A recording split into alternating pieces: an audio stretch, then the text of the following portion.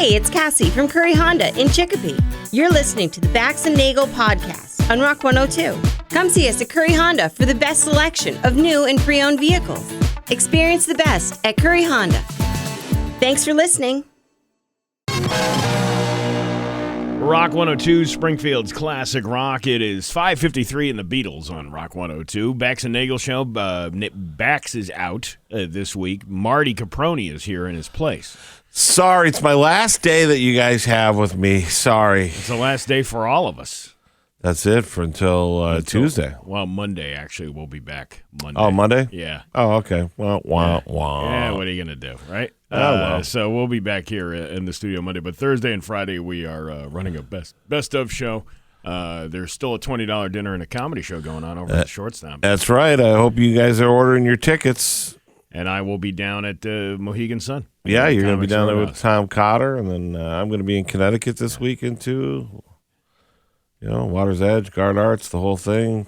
It's gonna be a mayonnaise midget mash fest. I don't even know what that is. Yeah, but see, it sounds... I gotta show you that video. Okay. Anyway, we got lots of stuff coming up this morning, including a person who wants to be the mascot for the Yard Goats for one day. I don't know why anybody would want this goal, but apparently we're gonna dive into the mind of somebody who wants to do that. Very funny woman, and her campaign on social media is it's pretty funny. Yeah, She's pretty relentless. So we'll talk with Kelsey Phillips after 8 o'clock this morning, and then what else to go? This is the thing. I did this video in the Holyoke Mall the other day. Yeah. Of me riding the escalator. Being an amusement of the fact that, oh my God, these things actually move. It's working. But my second video that I did was me riding the elevator with Bette Midler's "Wind Beneath My Wings" as I'm traveling up, going, "This is what it's like to actually ride an escalator to the Holyoke Mall." And then the video went viral. It's got like almost 80,000 views. That's funny. On TikTok, and a bunch more on Facebook and Instagram. But I kept getting tagged last night because, I didn't know it until I woke up this morning. There was a fire late last night at the Holyoke Mall. Oh, that's so funny. And they're like, "Did you set it on fire?" Yeah. So all these people tag. I did not set the mall on fire. That was I have the story here. The Holyoke Fire Department states that around 11 p.m., crews were alerted to a fire on the roof of the mall. The roof? On the roof? The roof is on fire. We don't need no water. When the crews arrived, they found heavy fire coming from the ductwork on the roof close to the area of the target s'more and smoke throughout the mall. The fire was difficult to put out as it extended through the ductwork and from the food court in the basement to the roof. So somebody left a deep fryer on. That's what it's got to be, right? They get all the grease in the ductwork, and then it lights on fire, because metal doesn't catch on fire. No, I bet you the things weren't cleaned. Like they weren't properly, the hoods. You got to clean the hoods, Marty. No, I know this, and it's expensive to do that, Yeah. The fire was upgraded to a third alarm fire and was brought under control around 2 a.m. Mutual aid was provided by the Holyoke Police, the Mass State Police. What did they do with the... What did they do? It's on fire! Stand back! Hey, trooper, grab that hose. Stand back. Get that wrench over there. Yeah, I don't know how that's aid. I was thinking more in the terms of like West Springfield Fire Department or Chicopee Fire Department. If I was a cop, I'd be sitting there going, "You were the guys with the tools. What do you want me to do? There's nobody in there." Look, man, all I have is this flashlight and this vest. I could just wave stuff around. That's what I do. I'll do traffic control. Yeah, right. At 11 o'clock at night. Right. No injuries were reported, and the cause was determined to be accidental. But I just wanted to let everybody know it wasn't me. I didn't do that. Well, thank you for letting. I was wondering. Oh, you're welcome. I did see a lot of comments on that when I saw it last night, and they were saying it's probably the escalator that's working. And I was wondering if it was people who had seen your video. Yeah, I was thinking that too, but it's not. It's not. So anyway, we got Hollywood Trash coming up after 6. We got. I'm sure you'll hear about a $20 dinner at a comedy show at some point throughout the morning. Yeah, just buy your tickets and then I'll stop talking about it. Buy them early. Get in now. Get them. What is it? Get them early and get them while it's hot. No, there's like a whole get them fast and get them early, or that sounds just buy the damn ticket. That's all we want. That sounds like something a redneck says to his son who's going on a date. Yeah, it does, doesn't it? Yeah. Get him fast and get him early. There you go. Ride it hard, put it away. Whatever. I got you. All right. It's 5:58 at Rock 102. Comcast Business helps turn today's small businesses into engines of modern...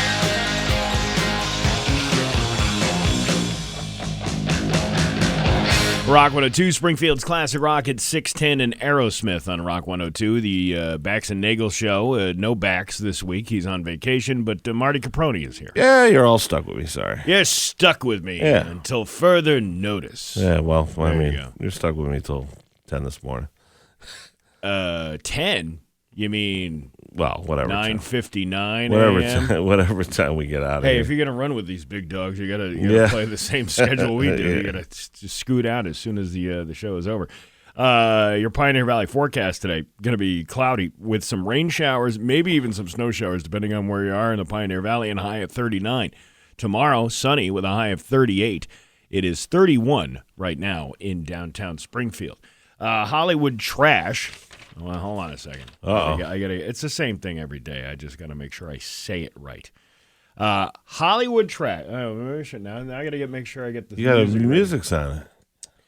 This is the stuff Bax does that you don't appreciate. I appreciate it. Okay. I appreciate it. I usually have my screen over there doing the music. Oh, yeah, okay. So you want me to do it? No, because I don't have that set up. You. Okay. So we're going to do this. I got all ambitious. Like we're on a college radio station. That's what it feels like. Well, that's how we like to set the mood around here, Marty. Hollywood Trash is brought to you by Western Mass Masons. Call Western Mass Masons for all your foundation and chimney needs. Somehow you still care about what's happening in Hollywood. So, from Tinseltown, 3,000 miles away, it's Steve Nagle's Hollywood Trash. Crystal Hefner, widow of Playboy founder Hugh Hefner, alleges that Hugh Hefner Foundation possesses sexualized images of women, potentially including underage individuals. She claims she was removed as president of the nonprofit due to her concerns about document security. Crystal made these claims during a press conference with attorney Gloria Allred, stating that the images could devastate lives if leaked. She also detailed her experiences at the Playboy Mansion in her tell-all book, describing a culture of misogyny and pressure to conform to Hefner's expectations. Despite allegations of sexual abuse against Hefner, he has not been criminally charged, but Playboy has expressed support for her accusers. He's dead, so it's not like you can criminally charge him with anything. Also, I think it's important to draw a delineation between, like a gold digger and somebody who's been kidnapped and whisked away to an island underage. Yeah, well, I mean, I think what we're finding out is all of these people were involved in it anyway, so... if he was involved in it, then let him burn in hell, too. I don't think you're ever going to find out the full scope of everything. I think that's what's...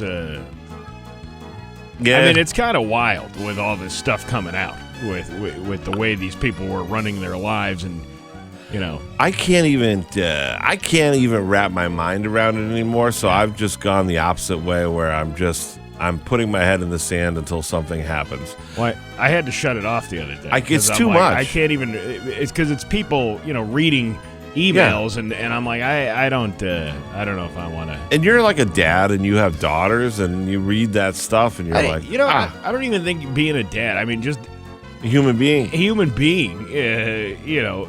What? See, we're getting into this conversation. Yeah, we want to get into. Let's not do that. Let's not. Let's move. Keep on. it light and happy. Light and happy. How about Megan Thee Stallion? You know her? I do know her. Celebrated her 31st birthday in style with a lavish gift from NBA star Klay Thompson, a baby blue Bentley Mulsanne, or however you say it, valued at $200,000. It's so nice to just drop $200,000 on your on a Bentley, on your girlfriend. Yeah, it's what a gift. Waste. She got it as a gift. Thompson surprised Megan with her favorite color wrapped in a dark blue ribbon, and she shared photos of the extravagant gift on Instagram. The couple started dating in July of 2025 and have a tradition of exchanging luxury gifts, with Megan previously gifting Thompson a $300,000 watch. The Bentley gift was a highlight of Megan's birthday celebration, showcasing the couple's affection and generosity towards each other. Thompson's thoughtful gesture added to the couple's history of celebrating milestones with extravagant prizes. By the way, if you have any extra money, donate it to the open pantry at Springfield for those people who can't afford food. Right, and if you're like me and you hear this story and it makes you just filled with rage inside, just stick around for 10 years when they have the True Hollywood story about how they're broke now and they're on the street. Well, hey, if you got the kind of money, you might as well blow it on a Bentley. I don't think that's really a saying that anyone has. Or a watch. $300,000. That if I had $300,000 in my hands, I would definitely go buy a Bentley tomorrow. Forget about everything else that I could possibly pay all that money off with. Yeah, I mean, just the fact that you get oil changes like $30,000 in it. It's a real practical car to have. Yeah, but is it highway or city miles on that thing? Right. Good point. Victoria Jones, daughter of actor Tommy Lee Jones, died from an accidental overdose of cocaine at the age of 34. She was found unresponsive at a hotel in San Francisco on New Year's Day. Victoria, who appeared in minor roles in her father's films as a child, had a history of drug-related arrests. Tommy Lee Jones praised her acting abilities in a 2006 interview. They just wanted to release the cause of death. She had too much cocaine. Maybe spending that money on a Bentley isn't the worst thing that you could do. Yeah, maybe. With your money. If it keeps you away from extra cocaine. Well, that's sad. I feel bad for Tommy Lee. Taylor Swift makes a surprise appearance at the 2026 Winter Olympics in Milan, serving as narrator for a film highlighting Team USA's figure skaters Amber Glenn, Alyssa Liu, and Isabel Levito. In her set, didn't we read this story yesterday? No. Are you sure? Pretty sure. The skaters depicted in glamorous outfits, blending grit and grace on the ice, with Swift's narration adding a touch of storytelling magic to their performances. The video emphasizes the skaters' artistry and showcases their high-fashion looks, elevating to the status of showgirls on ice. Oh, maybe we did read this.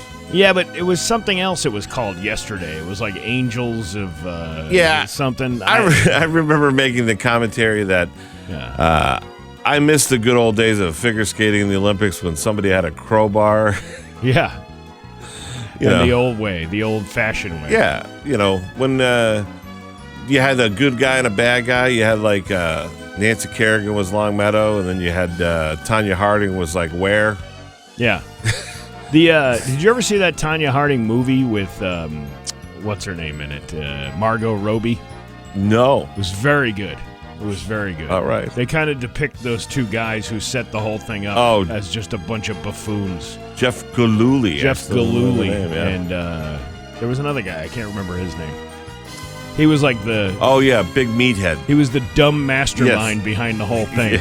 Yeah. Cardi B announced that she plans to remove her buttock implants after her going on tour following her breakup with NFL star Stephon Diggs. The rapper shared her decision backstage during her show, stating that she will be taking a 3-month hiatus after the tour. Cardi emphasized the need for privacy during this time and expressed her intention to undergo the procedure. The revelation comes shortly after Cardi confirmed her split with Stephon and addressed comments made by fellow rapper BIA about her ex. Cardi and Stephon made their relationship official in 2025 and welcomed a baby boy together in November of the same year. And now they're broken up. And now it's over. It's good to know that for those 3 months, she's not going to sit around on her butt doing nothing. That's right. That's absolutely right. Anthony Hopkins had posted a video last year of himself playfully wearing one of Kim Kardashian's Skims brand shapewear items on his face and making slurping sounds as a tribute to his iconic Cannibal Lecter character, right? Okay. What did she have to say? She must have had something. She must have had something to say. Somebody commented that you're not doing this right. I never do. That's what makes it funny. Right. She did have something to say. She said, "Oh my God, the last time someone wore something of mine on their face and made slurping sounds was when Ray J batwinged my clam curtains and wore it like an ice mask in that sex tape you can purchase on YouPorn for $39.95. And Caitlin? I never got that down and dirty with your mother, Chris Kim, but she once tortured and edged my groin musket for 5 hours on a Saturday. She was massaging, tickling, ball slapping, and feathering me till my eyeballs were floating in knuckle chowder." Groin musket. What are you trying to say? What I'm trying to say is when she finally let me release, I arrived so hard I gave myself a hernia. I had shots flying out of me like a Roman candle on the 4th of July. Okay. I actually Michelangelo'd our bedroom ceiling so bad we had to have it re-popcorned. Okay. Have you had enough? Yeah, that's I've got an accurate visual, thank you. And that is your Hollywood trash at Rock 102. Ugh. Some guys have a wardrobe. Rock 102, Springfield's classic rock. It is 626 and the great Nirvana on Rock 102. Ah, man. There's some question about that guy, too, on those files. Dude, everything is connected now. Yeah. I saw a thing. They said the Island Boys are literally his sons. Who? Oh, The Island Boys, the those two kids. oh, The right. Island Boys. Those guys? Yeah, well, Yeah. you know, there's some weird stuff going on. I don't Weird know. Stuff. I can't. I can't do it. Your Pioneer Valley forecast today is going to be cloudy with some rain showers and possibly some snow showers, depending on what elevation you're at around the Pioneer Valley. High of 39 tomorrow. Sunny with a high of 38. It is 31 right now in downtown Springfield. Bax and Nagle Show. Bax is out on vacation, and Marty Caproni's here with a $20 dinner and a comedy show plea. Sorry, everybody. Yeah, sorry, everybody. This is my plea.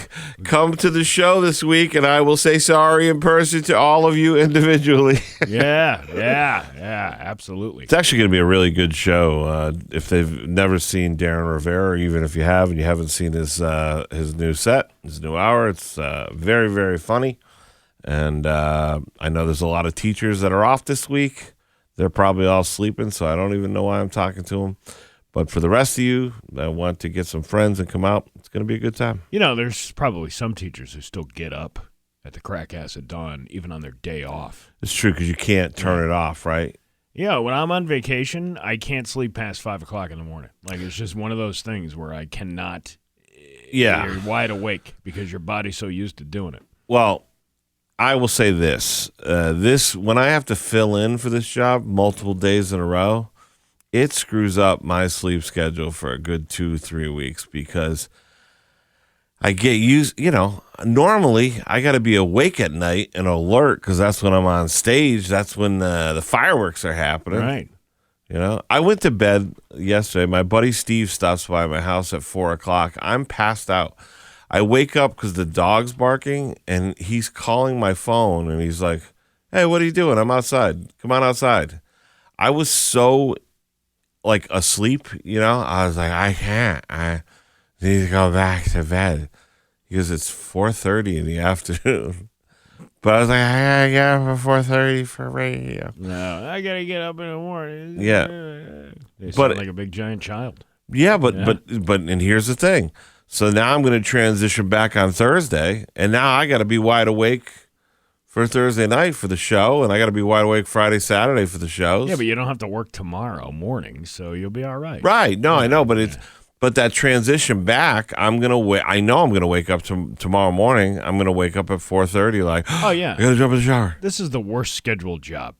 It's a weird job, but I can't really complain about it because I know there's all these guys that they're at Dunkin' right now on the drive-through line. They're about to go out and do some tree work, or you know what I'm saying? They're doing heavy lifting stuff. They're doing like real man stuff, and the two of us are wearing dopey headphones talking into a microphone. You don't think this is as hard as shoveling a load of coal into a stove No. like somebody does every morning around here? It's one of the funny things, too, with comedy when you talk to comedians, and you get them all together in a room.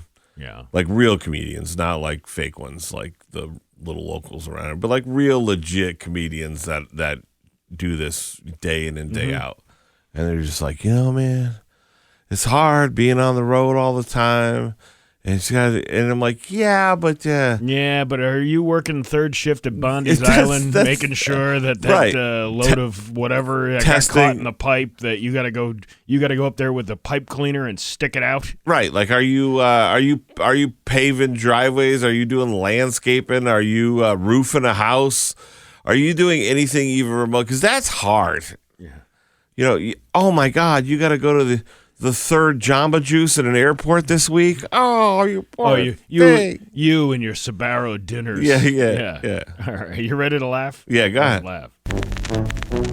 It's Bax and Nagle's Joke of the Day I'm funny how? I mean funny like I'm a clown, I amuse you, on Rock 102, I make you laugh. Springfield's classic rock. All right, we got a couple here. All right. Let's see if I can pick. Oh, yeah, there's a young guy who goes to work in the oil fields in Alaska. Okay. Right? In the middle of nowhere. After a few months of only men around, not a single woman to be found around for miles, Okay. the guy goes to his boss and says, how do you guys deal with not having chicks around here to have sex with for months on end? And the boss replies, there's a barrel out behind the kitchen area that has a hole in the side. You put yourself in there, and you'll be taken care of. You know, the little hole in the side of the barrel, right? All right. So the young guy tries out the barrel and has a very successful release, if you will. Okay. He's overjoyed. I Okay. mean, this guy hasn't had anything in months. You Okay. know? And he goes back to his boss, and he says, tells him he will be using the barrel every single day. And then the boss goes, yeah, every day but Tuesday. And he goes, well, why can't I use the barrel on Tuesday? He goes, because that's your day inside the barrel. You see? It was like using it as a... you didn't know that one, did you? That's an old long joke, Marty. You ruined it yesterday. Oh, God. I'm surprised you didn't ruin it today Yeah, again. I figured it out, but I let it go this time. Ta-da. Looking to remodel that old bathroom of yours? It is 6:35 at Rock 102. It is time for news brought to you by Aquapump, the experts on all water supply systems from the well through the pump and into the house. And now, local radio icon Steve Nagle. Local radio icon Steve Nagle, who did not set the Holyoke Mall on fire. I know I had some videos this week. I took there was 3 videos I did, and I usually what I try to do is record a few videos so I can release them piecemeal throughout the week. Yeah. So on Monday, I went and I did this video of me going, oh, my God, an actual working escalator. And I showed the picture of the escalator up and down. Yeah, it was working. very funny. And then the other video that I did, which is going viral, is me riding the escalator up and playing Bette Midler's Wind Beneath My Wings behind me to the point where it's got over 80,000 views, or almost 80,000 views on TikTok and a bunch more on Facebook. And people have been tagging me since the mall went on fire last night, saying, did you do that? Was it the escalator? Was it this? Was it that? You know, and look, as your friend, I want to say I know for sure you didn't do it, but I did not talk to you between 4 and 8 p.m. last night. I know. Actually, I didn't talk to you since 10 a.m. yesterday. Yeah, so I'm not an alibi. So you, and in theory, you could have done it. Yeah, I was busy yesterday doing something much more Excited and tumultuous. lighting the mall on fire. Crews were sent to put out a fire at the mall in Holyoke late Tuesday night. The Holyoke Fire Department states that approximately 11 p.m., crews were alerted to a fire on the roof of the mall. When they arrived, they found a heavy fire coming from the ductwork on the roof close to the area of Target and smoke throughout the entire mall. The fire was difficult to put out as it extended through the ductwork from the food court in the basement to the roof. Somebody didn't clean the hoods. What about to the windows, to the walls? Till the escalator falls down Sorry. the halls. The fire was upgraded to a third alarm and was brought under control around 2 a.m. Mutual aid was provided by the Holyoke Police, the Mass State Police, and the Cataldo Ambulance. All right, you guys just stand out here while we use the hoses to put this out. That's not a 3-alarm fire. The 3-alarm is calling in other towns. Right. Not the ambulance guy. And then calling in the cop, and then the state cop. That doesn't count as an alarm. Is it to just kind of beef you up a little bit? Yeah, I don't know. You know what? You got to go to 5-alarm to get the good chili too. You know what I mean? So once you get Westfield in there, then you know. Then you know it's real. Good chili. Well, no, they're going to show up. But fire guys are great. They just wait. That's why I never feel bad. All my friends are on the fire department. I always joke around. Yeah. I go, the toughest day for them is when they're like, man. I got to make chili. Bob today. retired. Who's going to make the chili now? I guess the rookie will make it. Yeah. Make sure you put enough chili powder in there. Yeah. Don't screw it up like last time, Proby. Yeah, the last guy got fired. Yeah. No injuries were reported, and the cause was determined to be accidental, caused by workers cutting the ductwork to clean and update it. I see. This is what I don't understand. This is the detail part when they say caused by workers cutting the ductwork to clean and update it. So the fire was caused by the workers cleaning the ducts. And they just went home for the day, and they're like, you know what? We'll get the. Hey, you don't want to leave your cigarette butt there, Gil. Yeah. And Gil is like, no, this thing will never catch on fire. And he leaves a lit cigarette there, and then all of a sudden the thing goes up. Firefighters can't even smoke anymore. I miss the 80s. That's when firefighting was really dangerous. Remember that? When they were still smoking. Well, because drywall wasn't fire resistant. There wasn't sprinklers in all these buildings. Like, your neighbor would fall asleep on the porch with a cigarette and half the neighborhood would burn down. That was, like, legit, you know? That was the old days. Yeah.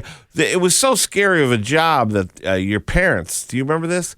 They used to have a sticker that they put on your window, and it would be like, the child's in this room. Yeah. Yeah. Which wasn't concerning at all, that you would be advertising that your child was in that room. Well, by the way, if you're looking to kidnap a kid, he's in this room with the reflective sticker on it that says Tot Finder. Tot Finder. When you think about it now, in the light of recent events, it's probably a terrible idea. But it is funny. I always laugh because my brother's sticker took up one whole pane of the window, and mine was like a license plate registration decal. It was so it was like, if you have time to save the dumb one in the room next door, try to do it. Try to do it. The firstborn, the one that's really important, get to him first. Yeah. Which you write number 1 or number 2 on those stickers, right? In Sharpie. Well, mine was so little. Get this one first. Yeah, and the other thing that I always think was funny when I think back was we were raised in a ranch. I was like, hey, what if this thing catches on fire? I can just crawl out the window. Yeah. We're going to come up with a stepladder. We were participated. My family participated in this program. Yeah. Where you'd have this hand in the window. It was like on a spring. And it would wave. And it would wave. Like the baby on board. And that meant that you were the safe house to go to in case somebody was like, I'm being followed by a guy or something like that. And the more I think about that now, I'm like, to my house? Like, there was a raging alcoholic who lived there. How were we the safe home compared to what fate you were going to experience? This drunk guy's after me. Well, come on in. Yeah, come on in. Let me beat the living daylights out of you. Blah! I was like, we are not the safe home in the neighborhood. I think I was probably like 10 by the time I realized, hey, wait a minute, this ain't that safe. You probably grew up in a really rough neighborhood. No, I didn't. That was the thing. It was like, there was a couple instances where locally there was like dudes exposing themselves to kids on the playground and all that stuff. Jessie May said that happened to her. She grew up in Syracuse, not far from where you grew up. She said when she was like 10 or 11, she was walking home from the store with like a gallon of orange juice or something. And somebody... Her and her friend, and then some guy pulled up and was like, yeah, and like exposed himself to her. Well, I mean, that was that guy, he was from Springfield, Louis Lent. Louis Lent was a kidnapper, and he was accused of murdering the Sarah Ann Wood up in upstate New York. Really? Right from where Jessamine and I was from. I remember I was like 12 years old when that happened. Oh no, I didn't know. It was there were some creepy dudes driving around trying to pick up kids. A lot of creepy dudes. That's the word. And nowadays, they don't drive white vans; they drive windowed jets. Just say private jets, and they have islands. A garage fire at a home in Longmeadow on Tuesday afternoon was brought under control after an off-duty firefighter helped occupants evacuate. There you go. The Longmeadow Fire Department stated that emergency calls reporting a garage fire at 78 William Street began coming in just before 4 p.m. An off-duty firefighter from Agawam who was returning from training at the Mass Fire Academy saw the fire driving by and assisted a resident and a guest out of the home before the flames spread to the main living area. Longmeadow firefighters arrived within minutes and found heavy flames in the garage that had begun to extend to the house. Crews launched a coordinated interior and exterior attack, confining the blaze to the kitchen and garage areas. When have you ever heard that described as An a interior- coordinated attack by Yeah. the fire department? More self-defense, I think. Yeah, officials said the fire was brought under control within about 45 minutes. The cause remains under investigation by the state fire marshal's office and local fire officials, though authorities said it does not appear to be suspicious. Longmeadow Fire Chief John Rigney, that's a chief name. Hey, Rigney. Chief Rigney. I think it used to be Dario's brother. It was Mercadante was the other chief. Yeah, why would you want an Irish guy running your fire troop? Well, the whole fire department in Agawam, how good is that? That guy went to the fire academy that day. Yeah. He's just singing his little song, probably listening to Rock 102, maybe some Tom Petty, some Skinner. Listening to Pat Kelly waiting for those. What was that contest he was running yesterday? I love Pat, but I don't listen. But this guy's driving home, sees, how great is that? Sees a garage on fire, and he's like, jumps in. You know his name's like Tony Rigatoni or whatever. He was probably on his way to go get a cold cut at Pagers. Yeah. You know what I mean? Not for nothing, but how convenient is it? You're coming from the Mass Fire Academy. Yeah. You just happen to be driving by a home that's on fire, and all of a sudden your spidey senses are going off, going, I think this is my time to shine. Well, completely unrelated. There are studies that show a large percentage of arsonists are actually Listen, I firefighters. didn't say it. I didn't say it. Was Marty who said it. I said didn't completely unrelated. I'm Yeah. just a fact that I felt like sharing with you. Well, I remember years ago there was a guy out in, I think it was Wales or one of those Yeah, places, and it was like, because they would get a stipend for every time they went to a fire, So he and was there was lighting all fire. these suspicious fires, and it turns out it was the volunteer firefighter who was setting all the fires. The volunteer firefighter in a small town is one of those jobs that is hilarious. You know, because back in the day, they used to get a little light for their dash. Yeah. And They still got those. Yeah. Yeah. But they'd be like, and I do this for not getting paid. And I used to always be like, you do this so you can drink and drive with your little dash light on and not get arrested. I think that was part of the way it used to be. Yeah, back in the day it was, for sure. Where are you going? I'm on fire.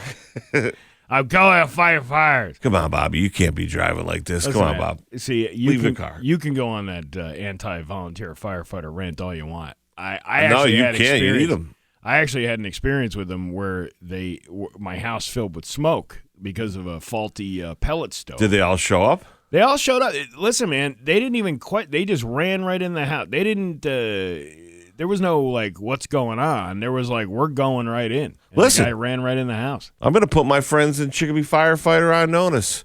My buddy Pete, my buddy Jay, you guys are on notice. These guys out there, these volunteer guys, they do it for the love of the game. They're not even getting they're not getting 2 days on, 5 days off, health care, a paycheck, a guaranteed raise. They're just the love of the game, baby. Put me in, coach. We have bucket brigades up where I live. That's amazing. Yeah. Are you part of one? A bucket brigade? Yeah. No, I can't lift a bucket filled with water. Are you like the celebrity in Huntington? Are you like the local celebrity in your town? So like they're like, well, you can't put Steve on the bucket brigade. It'd be too distracting at a fire. Everyone will be trying to take pictures with him. I don't think that's the way that works No? up there. No. I can picture you. I think there's people in town that go, there's that douche who we listen to in the morning. All right, who's the most famous celebrity? Well, he's dead now, but it was, it was one of the Neville brothers lived at the top of the hill. Yeah, but it wasn't. It was the one who played. What the hell was his name? It wasn't Aaron. Oh, okay. It was. He played the saxophone, and he did. He actually did. He donated a lot of his time to do shows for the kids band and all. Really? That stuff. Yeah, he'd do like That's concerts. nice. They'd charge money, and then they'd raise money for the music thing, and he would donate his time. He was a really nice guy, and then he passed away probably like 10 years ago, I think. I wonder. Remember, I was talking about my buddy John Berman. Yeah. He plays saxophone. He lives in Blandford. I wonder if he ever sat around with the two of them and they were like, Maybe. So I was not the most famous person in that town. yeah, no, I listen, I get it. I remember when Aaron used to live out in Worthington too. Oh yeah, in the Teenage Mutant Ninja Turtle house. Yes, he did. It And was the guy a who- cool house too. Right at Well, not anymore. All the Well, no, it's celebrities still have- there. Now it's an Airbnb. No, but all the celebrities have moved out of town. You can't really fault like the people who, if they're making millions of dollars, you can't really fault them for wanting to move, especially if they're in like a town like that. No, that's why you move to a town like that, so you're away from everybody. Right, but then you're paying all this crazy money, right, in taxes because you live in Massachusetts. And then if your mansion fills up with smoke, you get the Bucket Brigade and Crazy Bob and Johnny the Volunteer show up. Well, you're a celebrity. You're on your own for firefighting services Right. and police services. Unless the Neville brother shows up with his sax and starts blowing out the fire. Everybody plays a fool. Your Pioneer Valley forecast today is going to be rainy with a high of 39. It is 31 right now in downtown Springfield. I'm Steve Nagle, and that's the news on Rock 102. Oh, yeah. GG Inc.'s screen printing. It's 6:52 at Rock 102. Bax and Nagle show. Bax is out for the week, but Marty Caproni is here. Sorry. Tomorrow and Friday we'll be doing a best of show because I got a string of shows I'm doing down at Mohegan Sun. Yep. Marty's going to be at the Thursday night dinner and a comedy show for $20 over at the Shortstop with Darren Rivera. That's right. Be there, and then be Catch Me in Connecticut headlining all weekend. Water's Edge Guard Center for the Arts in New London. There you go. But get your tickets to Thursday. Tell these people. Just hurry up and do it, especially if you're a teacher and you know you're getting all your friends together and you're going to go out and whoop one up.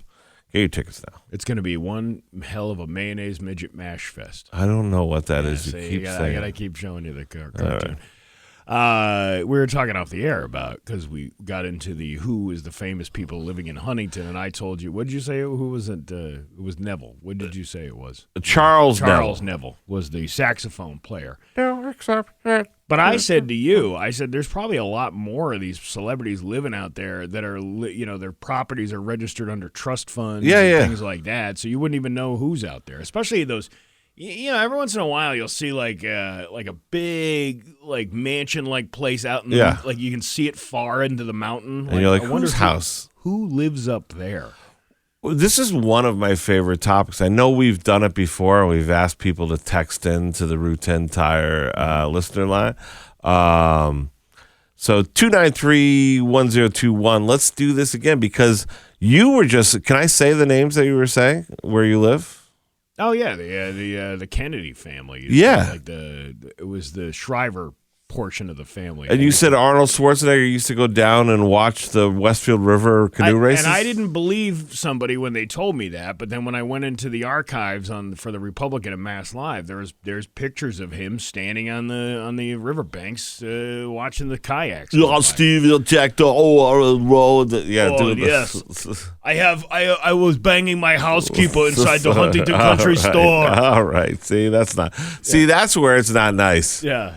I shoved it inside her frapple. Okay, all right. So frapples up. No, but so that's a good question. So I know you said that, and then we were talking about the Berkshires again, and you said how James Taylor lives in Lenox, and I said I've seen him out in Lenox before, and who has yet to answer any of my emails. By someone just chimed in. Bill Cosby lived in Shelburne Falls. He still does. Still, and by the way, I remember the road that he lived on because his next door neighbor, when I was in sales, used to be a customer of mine. He used to apparently go to the Shelburne Falls Coffee Roaster every day. Yeah, and Buckland Pizza. I don't think he's doing that now. No, I don't think so. Oh, look at all the girls down at the coffee shop. Somebody just said UFC fighter Gabe Gonzaga out of Ludlow. Yeah, I don't know if Gabe still lives in Ludlow, but there's the Team Link guys. There's a lot of them there. Yeah. And then my buddy Gabriel Gladiator, he was a Ludlow guy. A lot of the Brazilians in MMA moved to Ludlow because everyone in Ludlow speaks Portuguese, and Brazilian people speak Portuguese. Aaron Lewis's mom lives in Huntington. Yes, I know that. Yeah, I think she's there. Aaron moved, though. Kevin Bacon lives out there, someone said. I don't know. I never heard that. But like I told you, you don't know who's living. I'm telling you, you look at these houses and you're like, who the hell's living out there? But this is my point. If Kevin Bacon lives out there, you know he listens to the station because he likes classic rock. He's got a band. The guy, was it, I can't remember the name of the movie he was in with Sandra Bullock.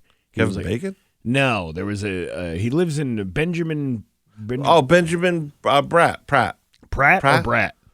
Pratt. I think it's Pratt. He's in Southampton. Yeah, someone texted that in when we were having this conversation before, and I was like, can't you get him to call in? Can't we have him or Kevin Bacon or one of these guys call in? But they never do, you know? No, because he's probably sitting there listening to this garbage going, I would never give the time of day to these idiots. He's like, I have a publicist for that reason. Yeah, I'm a movie actor, for God's sakes.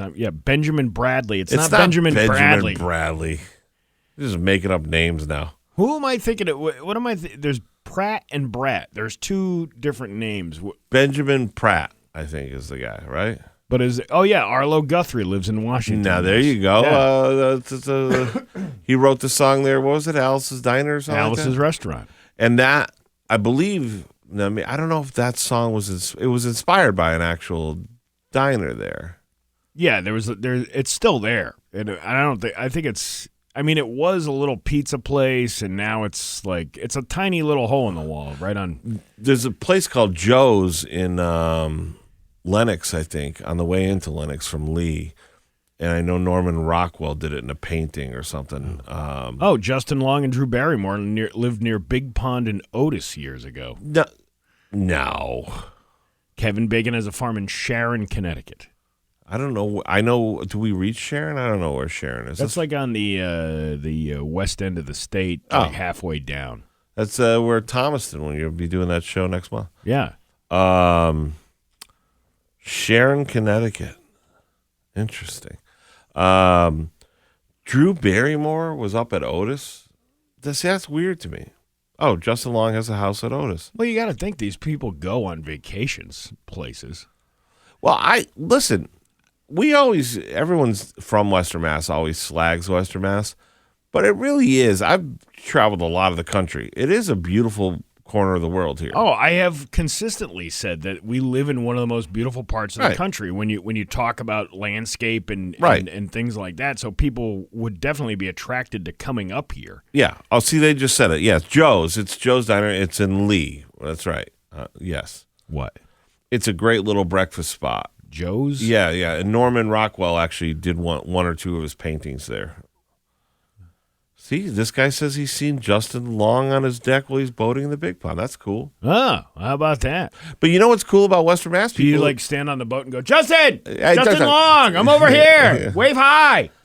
You know, but it's a weird thing because I think people in Western Mass are pretty respectful of people who have celebrity status. Yeah. Not so much like other parts of the country. No, they don't. You know? They don't. We make them part of the family around here. Well, I still can't believe you have that many people that live out where you live.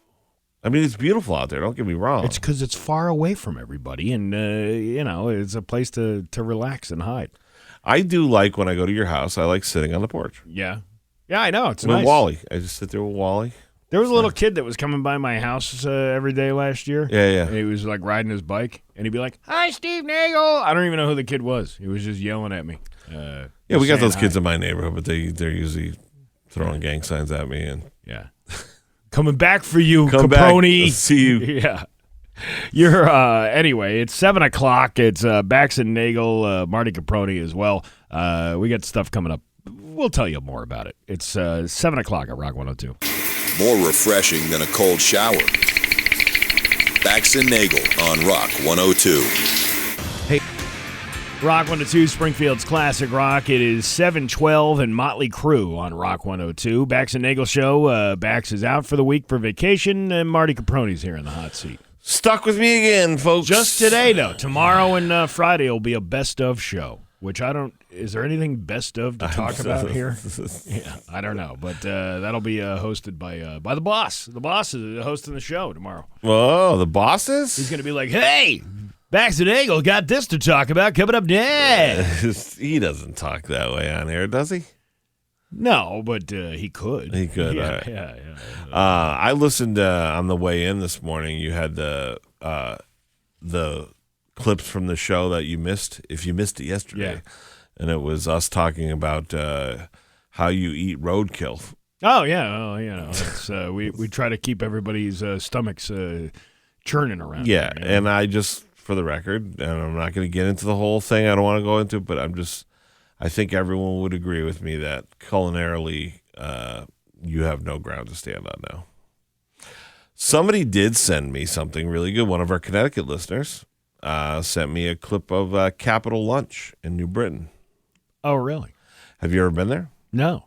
I've heard it's good, though. Oh, my God. The hot dogs are unbelievable, Capitol Lunch dogs. Since we're going to be talking about food now, because that's what we do. No. Yesterday, I went to this place. I had to go out to Southwick yesterday. Okay. And I had some time to kill. So I was like, I'll grab something to eat. Maybe I'll grab something to eat. So I stopped at this Joey's Deli on Springfield Street in Feeding Hills. Okay. It's fairly new. It's probably like within a year. All right. And they have these. It's not like an eatery. It's not like you sit down or anything. Okay. You walk in, and I ordered the Joey, which was like rare roast beef on a warm onion roll with garlic mayonnaise. It was probably one of the best roast beef sandwiches I've ever had. So, first of all, I could not order that because my whole family's all Joes. My brother was Joey, and then he had a son, and he became Joey. And so then my you brother can't was eat Joe. at a place named Joe? My dad was Joey to his aunt, but then he became Joe, and my middle name is Joe. Like, it's just constant Joes. You're missing the point here, Marty. That's a sign for you to go and eat at this All right, place. maybe I will. I will tell you what I've been on. I've been on a kick of cold cut sandwiches. Yeah. And I gotta find. You ever have an eye like in your head is the sandwich that's in your head? Yeah. And I know I've had it before. I don't know where I had it, but that's the cold cuts that's in my head. But I've been ordering cold cut sandwiches everywhere, and I've had some great cold cut sandwiches, but they're still not the one in my head. I had one from Falls Pizza in Chicopee. I don't know if you've ever been there. Never been there. It's the old My Brother's place. Remember the dive bar, My Brother's place? Oh, yeah. I saw a guy get messed up in there. Yeah. Well, these people bought it. The Falls Pizza people bought it, and they turned it into a beautiful restaurant and bar or whatever. And they have a thing online. Sometimes I'll order from it because it's easy. It's just a website. I just go there, click it, and it does all my stuff, right? So I ordered the new cold cut sandwich they had, and it was like a gourmet one, arugula, balsamic, bacon jam. It was delicious, but I was like, I'm still not having the cold cut that I want. I have a visual in my head of the cold cut sandwich I want, and I have not found it. I had Atkins Farm cold cut this past weekend. Delicious, but not the one in my head. I can't describe it. All right. Did you try? You got to try Richards. You keep telling me about this place, Richards. Yeah, there's two locations, one in Westfield, one in West Springfield, right by the Big E. The West Springfield one I could do. We could do that like after one of the shows. Yeah, absolutely. Go over there. I'm telling you, they got my favorite is the mortadella with the bacon and the cheese and the it's really good. Mortadella. Isn't that's like bologna, right? With fat in it. More fat? Yeah, it's got like the little white spots in it. Speaking of which, somebody brought this up to me yesterday about this guy I know in my town. He texted me and he goes, "By the way, my kid puts ranch on his hot dogs." Yeah. And then I said, "Yeah, because he's a kid and he's allowed to do Yeah, we went through that." this. And then he said, "Yeah, would you put ketchup on a ham sandwich?" And I'm like, "That's a good point. It's the same type of meat. Why wouldn't you? Why would you put ketchup on a ham sandwich?" I wouldn't, but I'll tell you this: I have put ketchup on a turkey sandwich. That's disgusting. Why would you not annihilate a lot of it? You got to hear me out before you judge me. All right? No, I don't. I can judge you right from afar without even hearing your explanation for it. I ordered from Falls Pizza one time. I ordered a turkey grinder. Yeah. And I forgot to have the tomatoes on, or they forgot to put them on, or whatever. So I ran a strip of ketchup down the turkey grinder. Delicious. Just as good as tomatoes. One strip of ketchup. That's disgusting. One little strip of ketchup. One strip of ketchup? That's it. Unless you're putting Russian dressing on it, with ketchup and mayonnaise, and that's a different story. But you're putting direct ketchup on a turkey sandwich? Thousand Island. What the hell kind of Neanderthal are you? Listen, someone just said that's nasty, ketchup on a turkey sandwich. Stop judging me. Look, you don't have to eat it. You don't have to like it. but it's a free country. And if that's what I want to do, that's what I want to do. You know what?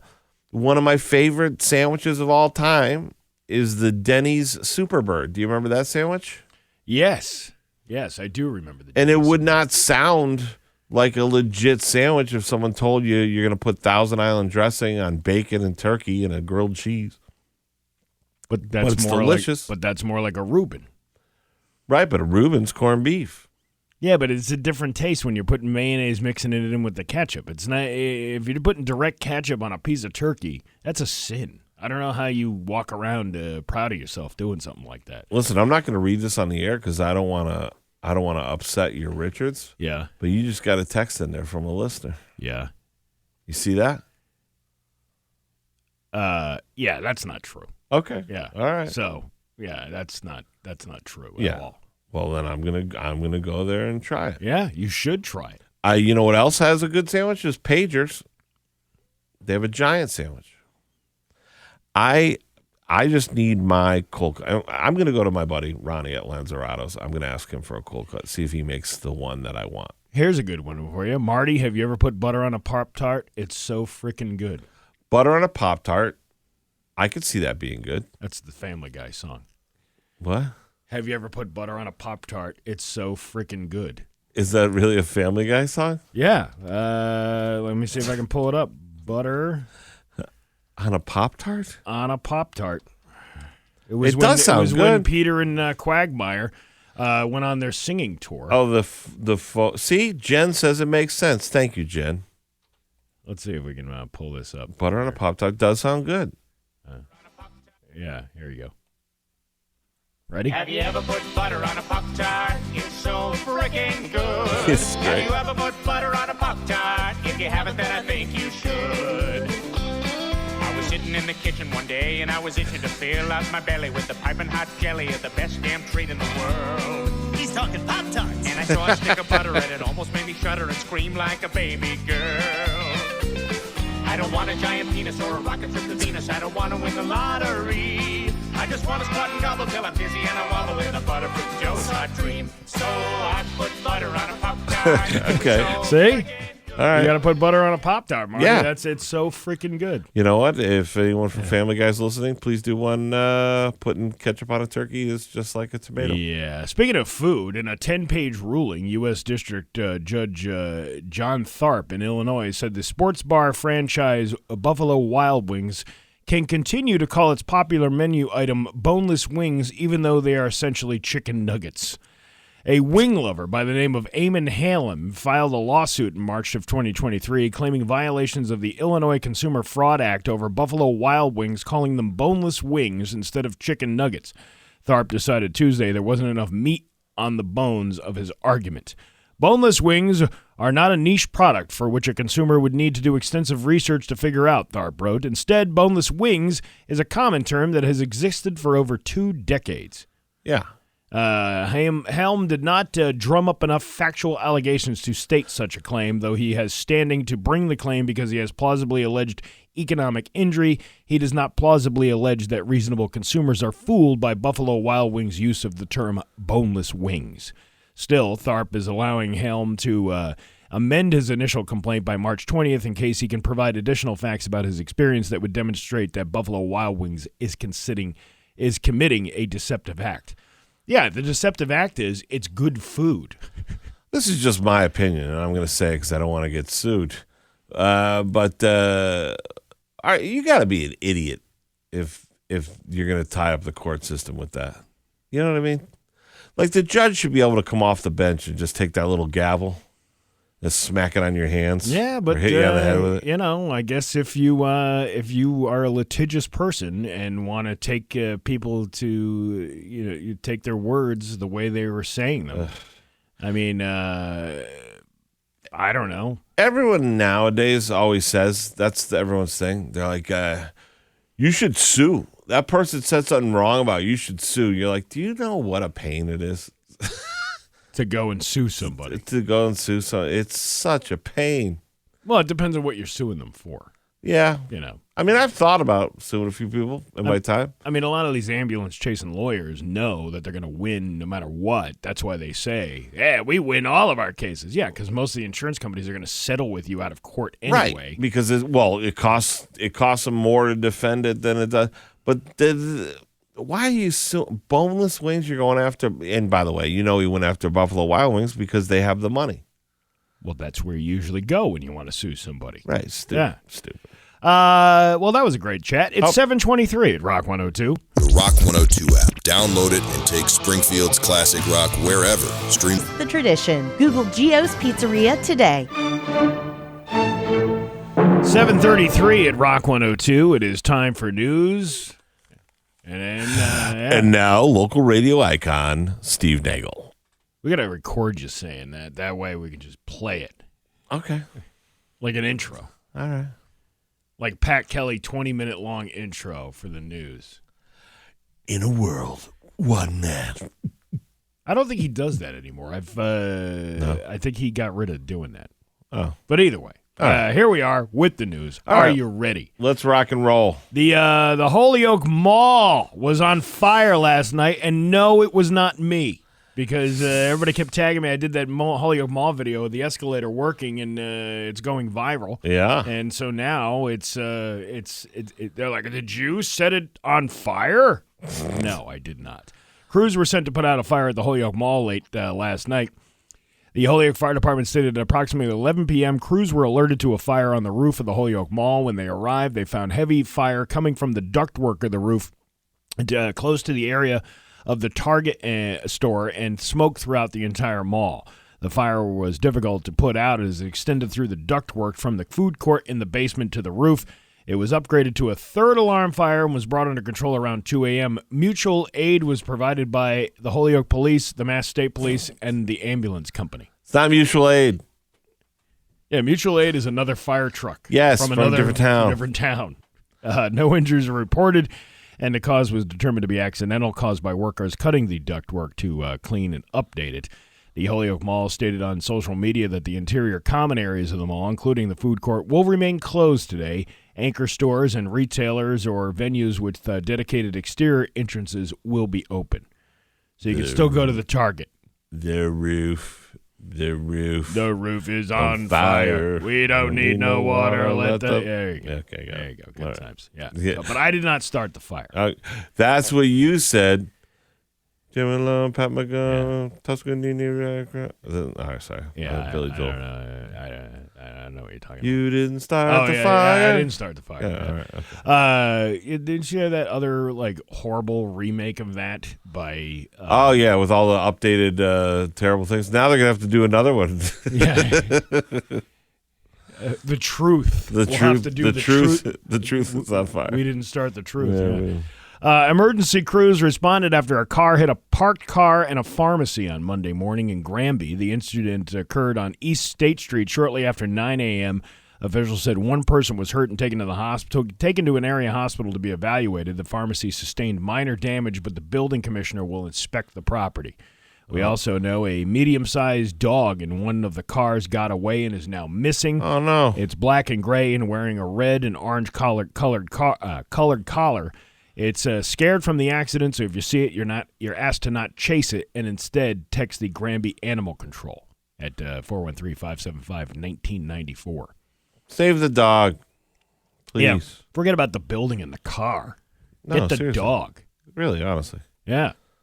The Roman Catholic Diocese of Springfield has added another priest to its list of credibly accused clergy members of sexually abusing a child. Oh, boy. They announced Tuesday that the late Father Raymond Lavelli has been added to the list of credibly accused clergy within the diocese. The abuse dates back to the early 1970s. According to his obituary, Lavelli retired in 2003 and died in 2007 at the age of 84. He was from Northampton and served parishes in Springfield, Greenfield, Orange, and in the Berkshires between 1950 and 1988. Lavelli's last assignment was at the former St. Patrick's Parish in Hinsdale and the former St. Matthew's Parish in Beckett from 1971 to 1988. It's important to note that an allegation being found credible doesn't mean a finding of guilt, and because he was deceased when the allegation was brought forward, Father Lavelli was unable to respond to the allegation. Is that how that works? Couldn't reach him for comment. It does kind of suck that he can never defend his name. Like if someone, you know what I'm saying?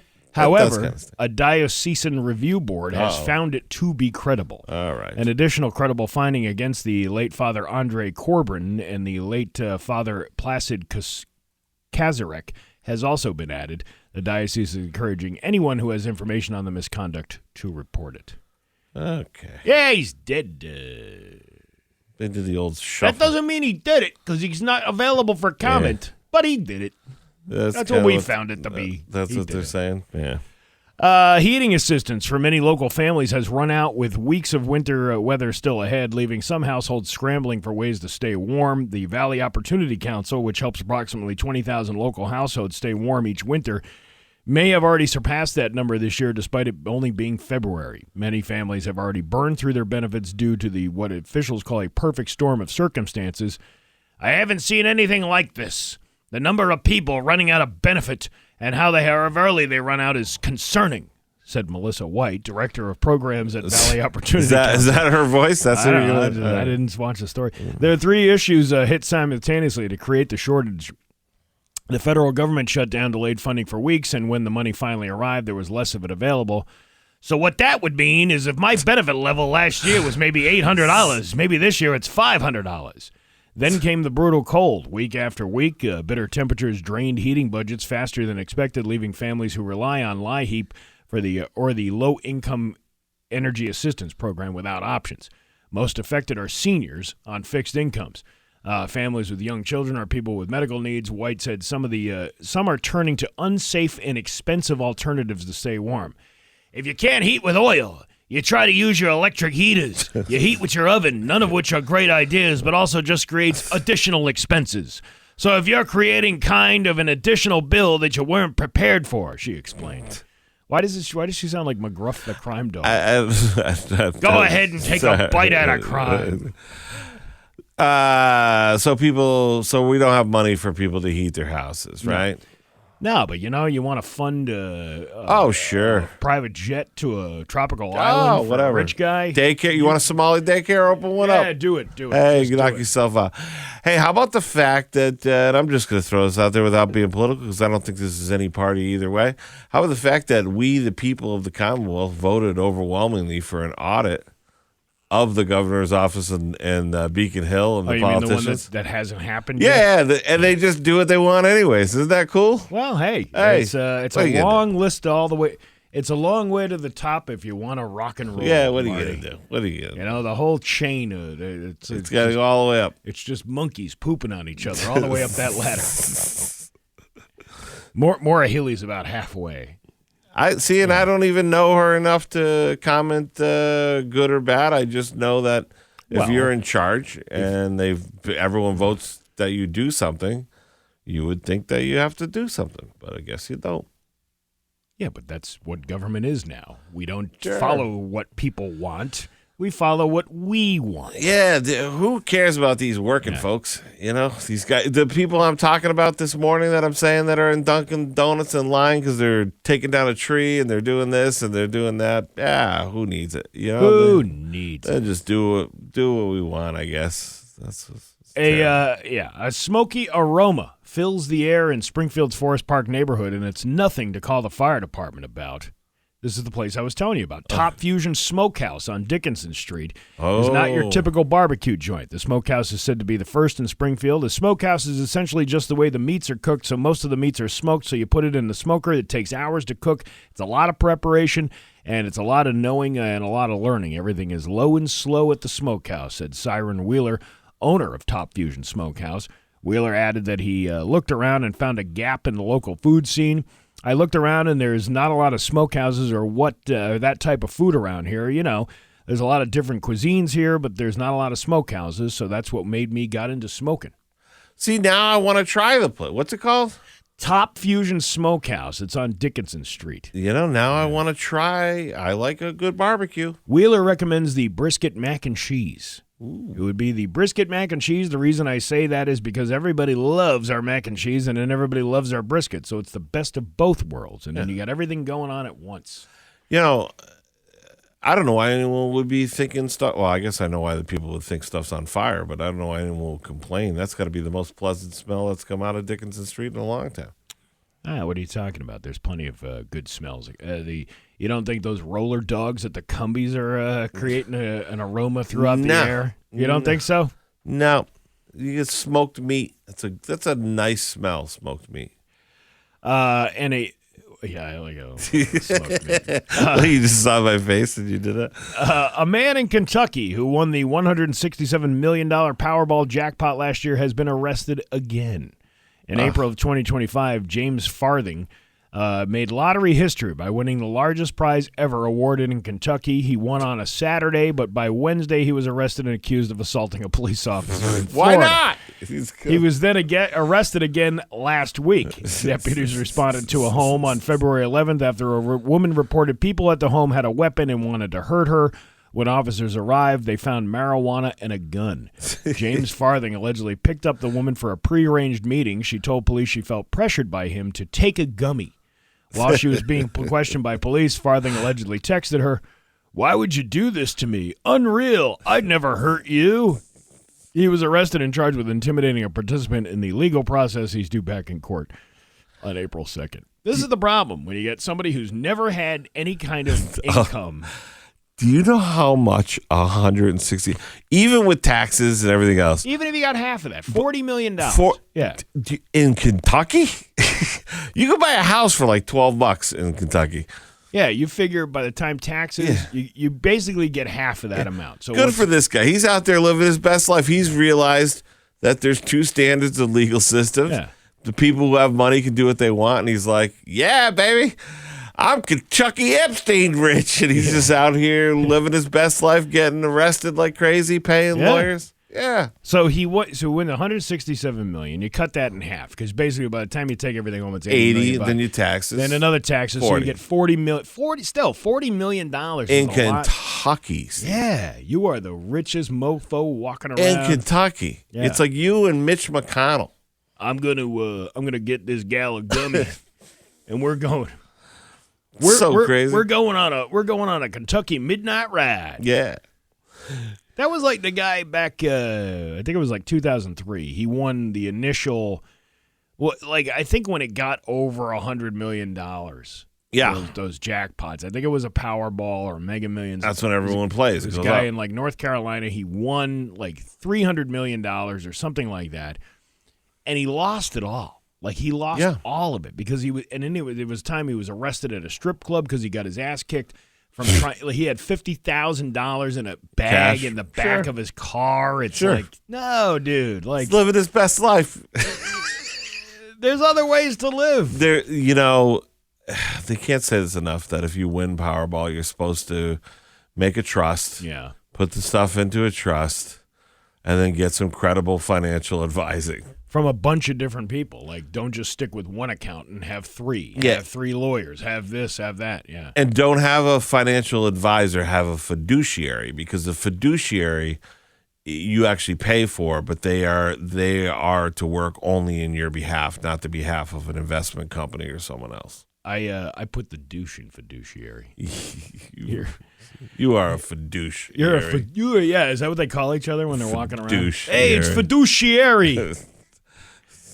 Your Pioneer Valley forecast today is going to be rainy today with a high of 39. Tomorrow, cloudy with a high of 40. It's 32 right now in downtown Springfield. I'm Steve Nagle, and that's the news on Rock 102. Oh, yeah.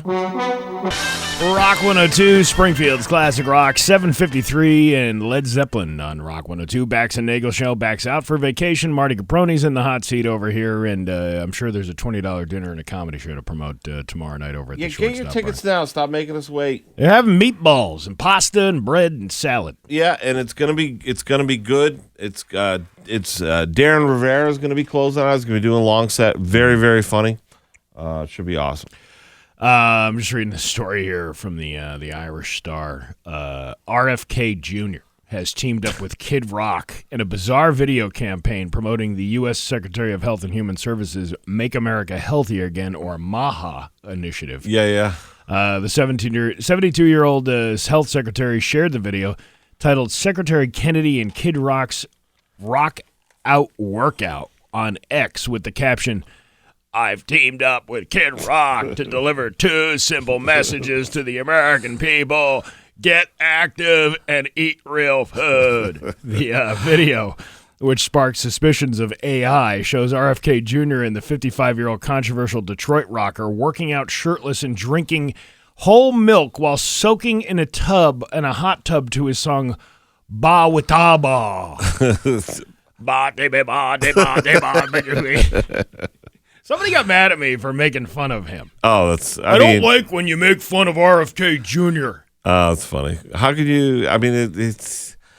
I'm sure RFK Jr. himself would find it funny. He hangs out with comedians now. Well, they're all comedians. Yeah, well, yeah. I got to be honest. I watched that video of him and Kid Rock working out. Yeah. It is the most bizarre thing. Cringy. It's very cringy. Yeah, when Kid Rock takes off his shirt, you're like, okay, Bob. His name's Bob. Yeah. All right, Bob. Hey, Bob. You want us shirtless hanging around in a hot tub together? Come on, let's do it. It's such a weird thing because he's like, it shows him like doing leg curls and all this stuff. Yeah, but I will say this. RFK Jr. is yoked, dude. That guy is jacked.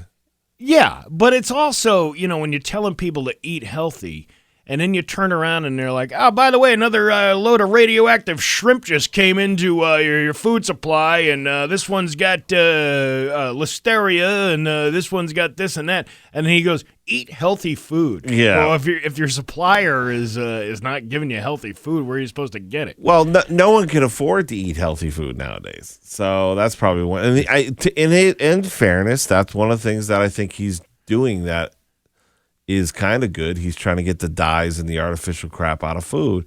But I will tell you, when you look at the dude, he's 70. What did you say he was? 76? Oh, he's jacked. He's yoked. Yeah. I'm looking at this dude. I'm like, I haven't been in that good of shape since I was 20. The official Department of Health and Human Services account reposted the video captioned, Bawit Maha. Get it? Because it's Make America Healthy Again, and we combined it with Kid Rock's song, Ba Ta Ba Ba. And we're teaming up. That's what we're doing. Who recently admitted to snorting drugs off toilet seats in the past can be seen in the bizarre campaign working out shirtless in jeans alongside Kid Rock. Real name, Robert James Ritchie. All right, but let me say this. Yeah, Bob. Everyone. I have friends that are friends with him. He's like, just call me Bob. Look, do you see what the media did there, though? What? Because they always do it on purpose. Like the guy is yoked. He's acting weird or whatever. But then they're like, and just a reminder, this guy once in the 80s snorted cocaine off a toilet seat. But everything about this guy is so bizarre. The whole bear in Central Park thing just blows my mind. What do you just told me how you've eaten raccoon and deer meat, and now you're going to stand here and tell me, him picking up a bear carcass I've is weird? eaten those things in a controlled environment. All right. This guy sees a bear get hit by a car. He says, I'd like to take that bear home. So then he puts it in the car. Now, wait a minute. No, you just said 24 hours ago, you just said that's a good idea. Why let it go to waste? You didn't let me finish the story. Go ahead. He then proceeds to go to Peter Luger's Steakhouse in New York for several hours while the carcass is in the back of his car, and then realizes, we don't have enough time to get to my uncle's airport and drop this bear off to get it skinned, so we're just going to drop it right in the middle of Central Park. And then the next day, everybody's freaking out going, hey, there's a dead bear found in Central Park, and nobody know who put it there. It was him. And then he tells the story to Roseanne. That's the one part of the whole thing that I will agree is it's not about eating the bear. If you ever did that, why in the hell you did it and you got away with it? Why in the hell would you wait 20 years later when you're running for president to be like, there's a funny little story? It's only 7 years later, and now the statute of limitations is up for dumping a animal. And it's really not even that much of a fine anyway. It's just the bizarre behavior of a Kennedy. Somebody doing that. Of a Kennedy. Well, I mean, is it what's weirder, dropping a woman in a river when you're driving home one night, or dropping a bear off in Central Park? Either way, you talk about elite class of people. If you're raised with a different legal standard than everyone else, then you do weird stuff like drop dead bear carcasses off in Central Park. So stop snorting cocaine off toilet seats and get on the bandwagon with me and Healthy Kid Rock. Okay, but listen, the whole thing was cringy. I agree, but they don't have to comment in this. You can't put that in this story where they're just like, and by the way, this guy used to snort cocaine off the toilet. Sorry, dude. There's a bunch of tone-deaf blowhards in this world. I honestly think a lot of these food companies don't like the guy because he is trying to clean up some of the stuff. And some of these food companies and then you read the Epstein companies. files and realize nobody's really looking out for your best interest. No, fair enough. It's 8 o'clock at Rock 102. Hey, folks. This is Rainey Gauthier.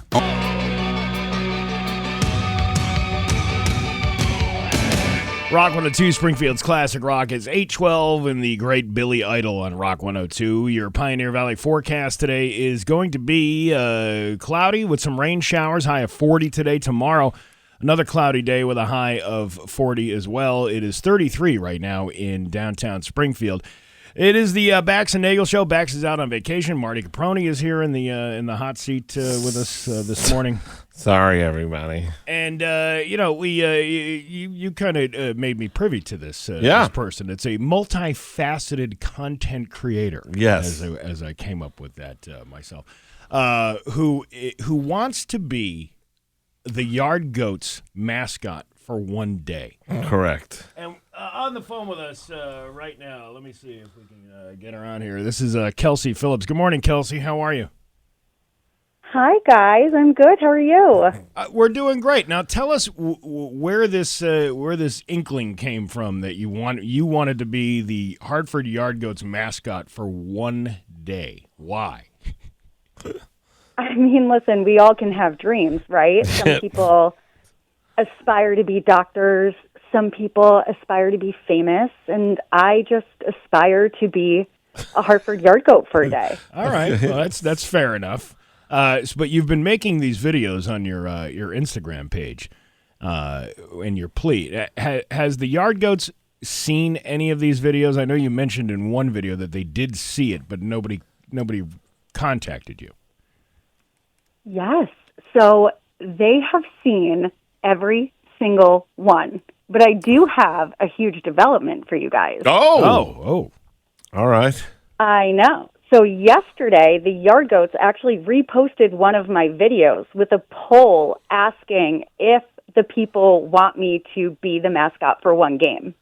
Okay. Where is this? I got to look at this. Where is this on? Is this on Facebook? Yeah, so this is on their Instagram. If you go to their Instagram story, I believe it's at Hartford Yard Goats. Okay. They reposted one of my videos, which probably my best one. I made a whole Shark Tank goat pen. Yes, I saw that parody. one. It was very funny.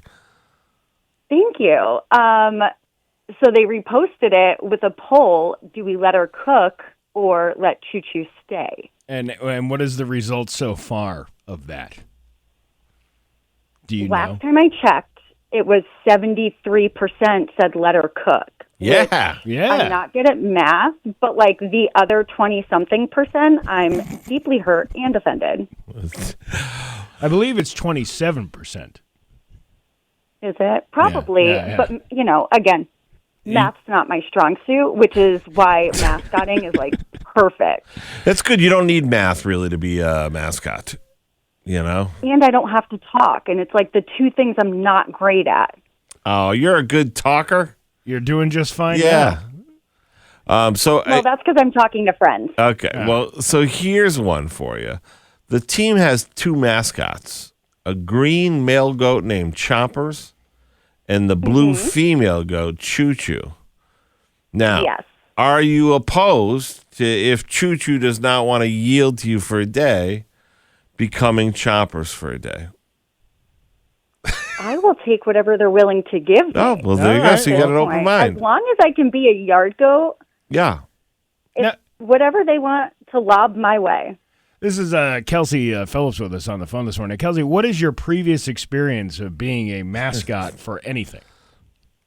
Oh, God, I don't want to brag, but in college, I was Bloody the Blood Drop at a blood drive. Okay. And I ran through the dining hall at Central Connecticut State University. All right. And I don't want to say that was like their best blood drive, but in my mind it was. Okay. And I am the Panther at my son's elementary school. So well, there you go. Extensive dance skills in uniform, really good at giving high fives, not speaking, really good with kids. Now, you're pretty athletic. I mean, seeing that you do jiu-jitsu and all this stuff, can you do jiu-jitsu in the choo-choo costume if you have to? Or the Chompers costume. Or the Chompers. Yeah.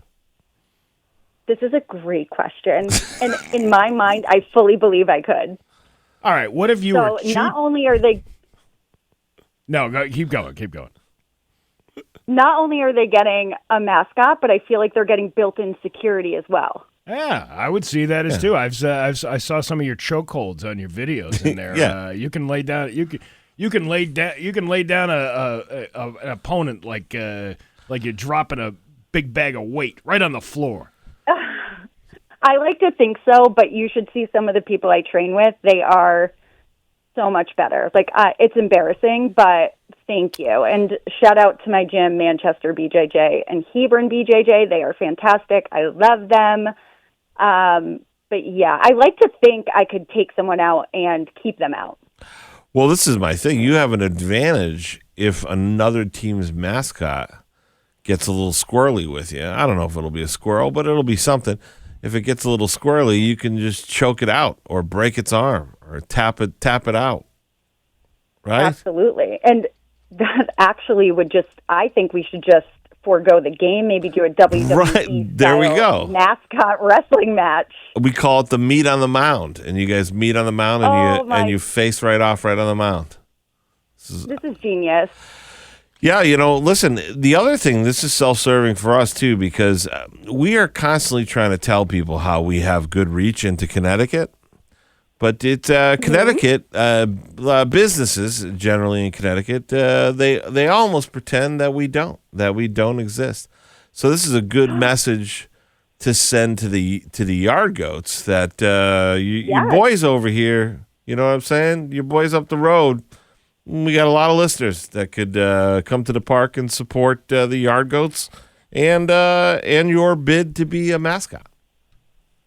I love that. Yes. Hello, yard goats. Please. Springfield is right over the border. What are we doing? Right. Yeah. My God. Listen, yard goats, this woman is pleading for her life to be this mascot for a day. Now, having that jiu-jitsu experience, the other team's mascot, like Marty was saying, there's other teams like Blooper, who looks like a Pluto doll, like a Pluto Done. thing.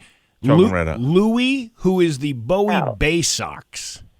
The Bowie? He looks like the Wally the Green Monster. Oh, she'd crush him. Oh, I don't know if I could take him out because I'm a Red Sox stan, so that might get personal. Like, I don't know if I could, but the Pluto dog, that we're good. What about Altoona from the Altoona Curve?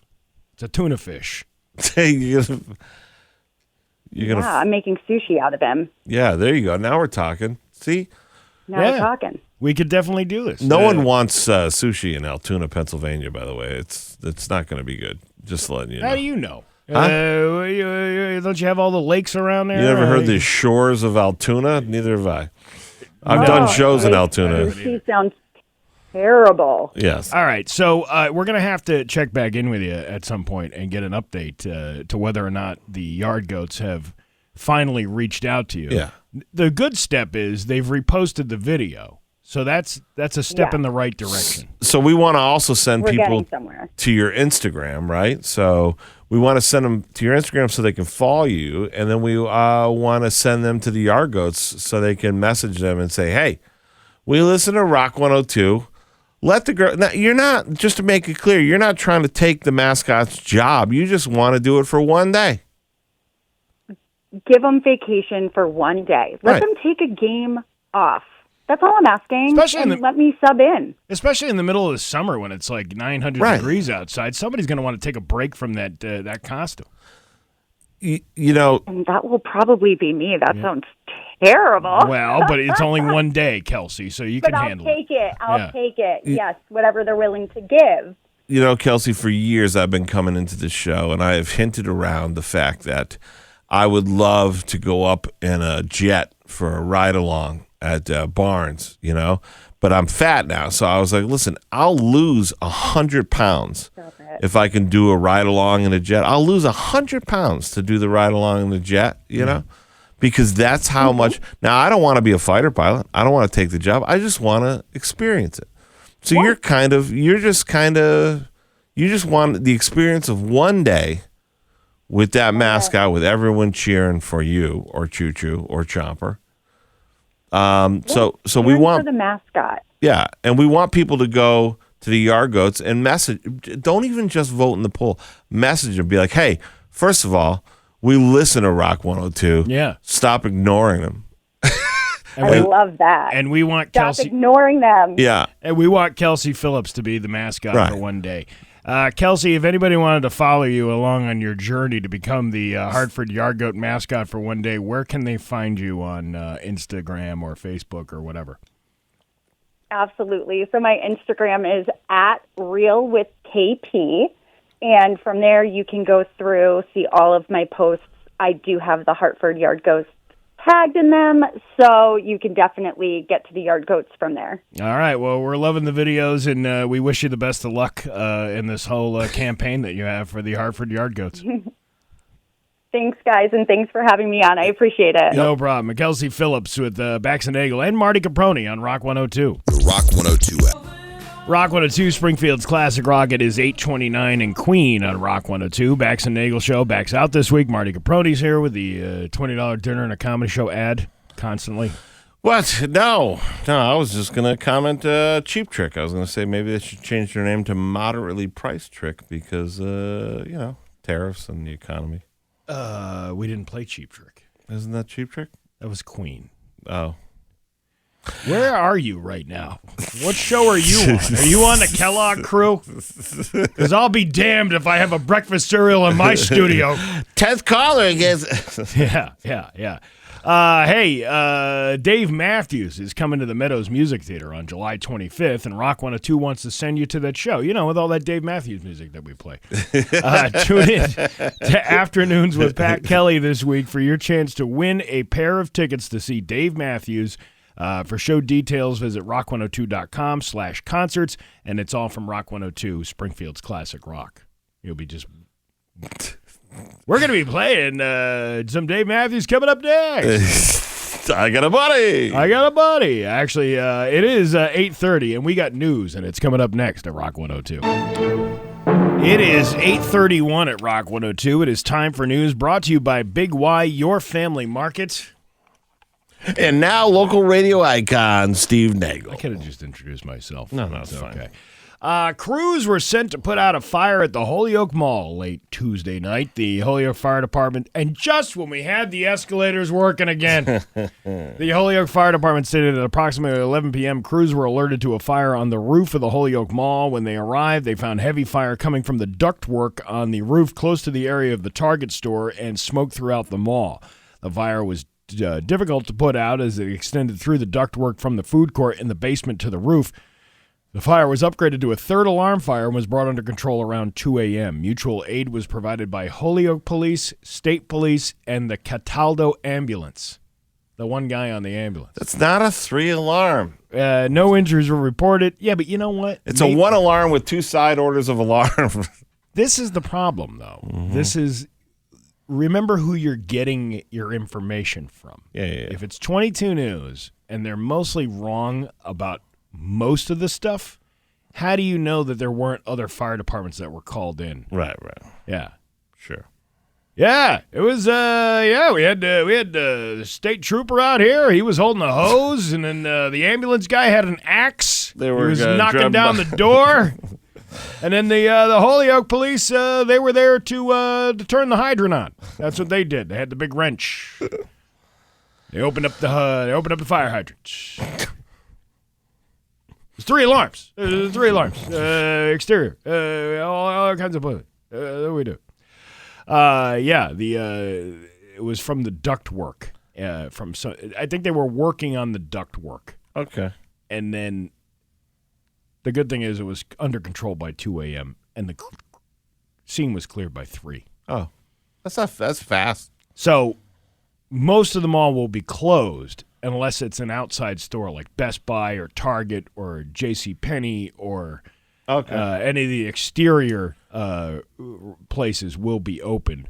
But most of the mall will remain closed today. Oh. So. Okay. Yeah. Speaking of fire, what? That stinks because it's school vacation week, right? Yeah, a lot of kids are going to the mall. That's it. Where are they going to go now? Round 1. That's where the bowling and entertainment mecca is of the Holyoke Mall.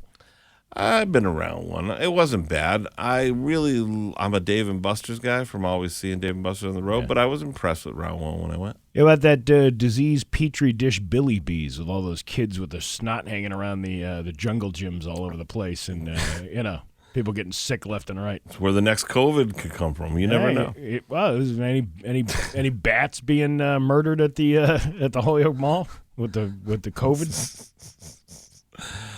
Happen in Wuhan, it can happen in Holyoke. A garage fire at a home in Longmeadow on Tuesday afternoon was brought under control after an off-duty firefighter helped occupants evacuate. The Longmeadow Fire Department stated that emergency calls reporting a garage fire at 78 William Street began coming in just before 4 p.m. An off-duty firefighter from Agawam who was returning from training at the Massachusetts Fire Academy saw the fire while driving by and assisted a resident and a guest out of the home before flames spread to the main living area. Well, that's a coincidence. Yeah. You're coming from fire school. Yeah. And on your way home from school, there's a house on fire, and you miraculously get all the people out and save the day. Just happens to be on your way home? It's either a setup or an overachiever from the fire academy. I would like to think it's probably just a really nice guy who was driving home and was like, holy cow, that smells smoke. Yeah, I guess there's that aspect to it, too. Yeah. Marty. The Longmeadow firefighters arrived within minutes and found heavy flames in the garage that had begun to extend into the house. Crews launched a coordinated interior and exterior attack, confining the blaze to the kitchen and garage areas. That's right. They attacked it. That's right. All right, you go in from the back. Yeah. And we'll go in from the front. And then we'll cross streams with the fire hoses like we're in a sword fight. I think that's Ghostbusters. I think you're thinking of Ghostbusters. Yeah, was it? They tried to get Slimer. They can't cross the streams. Well, I mean, you got a big bougie place like Longmeadow. Longmeadow Fire Chief John Rigney said that no injuries were reported and credited the quick actions of the passing firefighter and responding crews with preventing the blaze from spreading further into the home. Hey, I got one. Yeah. I got a story. Go for it. Just found it. All right. But I saw it the other day, and I didn't know if it was real or not. But apparently it is because it's on the news today. Okay. A U.S. congressman claims a foreign nation is in possession of a crashed alien spacecraft so massive that authorities had to construct an entire building around it. Missouri Congressman Eric Burleson says that he heard reports of a crashed UFO located somewhere outside the U.S. that is so enormous it can never be moved. I'm not going to mention the country because I've heard of it inside of a closed setting, and I want to protect my classification level. Okay. Now, you could be really skeptical, Steve, and think that has something to do with all the terrible news going on about this other why would stuff. I think about that? Or it could just be another little breadcrumb to let us know that aliens are around. I will say this. I saw a thing, and they showed a picture of the building that was built around it. And then and I'm not telling everyone they should be able to do this, but I don't have a classification. I was able to go down the internet rabbit hole and figure out where the building was and what country it's in. And where did you come up with? I'm not going to tell you. Why? Because you don't want to be rubbed out by... No. Because it was like 3 a.m. and I was really, really tired and I can't remember. And you can't remember what country it was from? Pretty much. I think I know the country, actually. What is it? I don't know. I'm not going to say it. Why are you even bothering doing because the I article? want to give people homework. They can figure it out themselves. See, this is the... If they come to the dinner and a comedy show, I will announce the country from stage. That's doing your research. Yeah. When you say, hey, do your research. And you can do your research by buying $20 dinner and a comedy show ticket for meatballs, pasta, and salad on a Thursday night at the Shortstop. I will talk about it on stage. All right. Okay. We'll be waiting your conspiracy theory. It's not a conspiracy theory. I found the building, and I found out the country that it was in. And I confirmed it with some other internet people. Well, look at you. Yeah. Look at you, Mr. Top-notch government secret. Secret agent, man. You are. Don't you like when people nowadays, they go, I did some research, like you're in a lab coat? It's like, no, it was like 3 a.m. I was eating Cheetos on my smartphone. I was tough in my face. I can't even think of the example about what it was about. But last week I complained about a guy who wrote on the Route 10 Tire listener line, do your research. And I was like, why don't you just tell me so I don't have to go, searching for something I don't even know what you're talking about. Right. People do that all the time. Do your research. Yeah. Well, tell me where your source is, what you're researching. Why do you have to go do your research? If I'm not looking in the right place and you want me to find something that you want me to agree with you on, then tell me where you're getting it from. It's like, this is why I have no patience to talk politics with anyone, either my lefty friends or my righty friends, because they'll be like, why don't you read, I read the study, and I'll be like, did you? Yeah. Did you? I've known you your whole life. You can barely read. Did you read a study, or did you watch a reel on TikTok that was 16 seconds long? Well, I mean, most of that stuff is made up anyway. But years ago, I mean, it's been going on for years as far as the, alcoholic drinks, if you drink 2 per day, that'll save your life. Well, who's the study done by? The whiskey distillers of America. Exactly. Yeah, exactly. Listen, 73% of statistics are all made up. But only 69% of them are believable. All right. It's South Korea, by the way. We gave hey, away. Whoa, you're killing? I didn't want to give it all up. Who did that? Some guy. So you just ruined my angle for the dinner and a comedy show. I don't want to give his name out because it's top secret information that I'm hiding. Somebody else just wrote into the listener line and said, Steve eats bald eagle wings. Somebody said I also eat unicorn hearts too. Yeah, right? someone said Is that the same guy? Let me look. Yep. Yeah, that's the same guy. I don't know where this guy's at. I like this guy's style though. Yeah, he's been. It's weird how people write in, like this guy started writing in July, then took a wicked hiatus, and then wrote in again on February 18th. Well, it's good. He's engaged. And you're going to have to tell me who that was that messaged you that, because I'm not confirming or denying whether it's true. I cannot tell you. I'm going to tell you this. Whoever it is, I'm going to revoke their security clearance to the internet.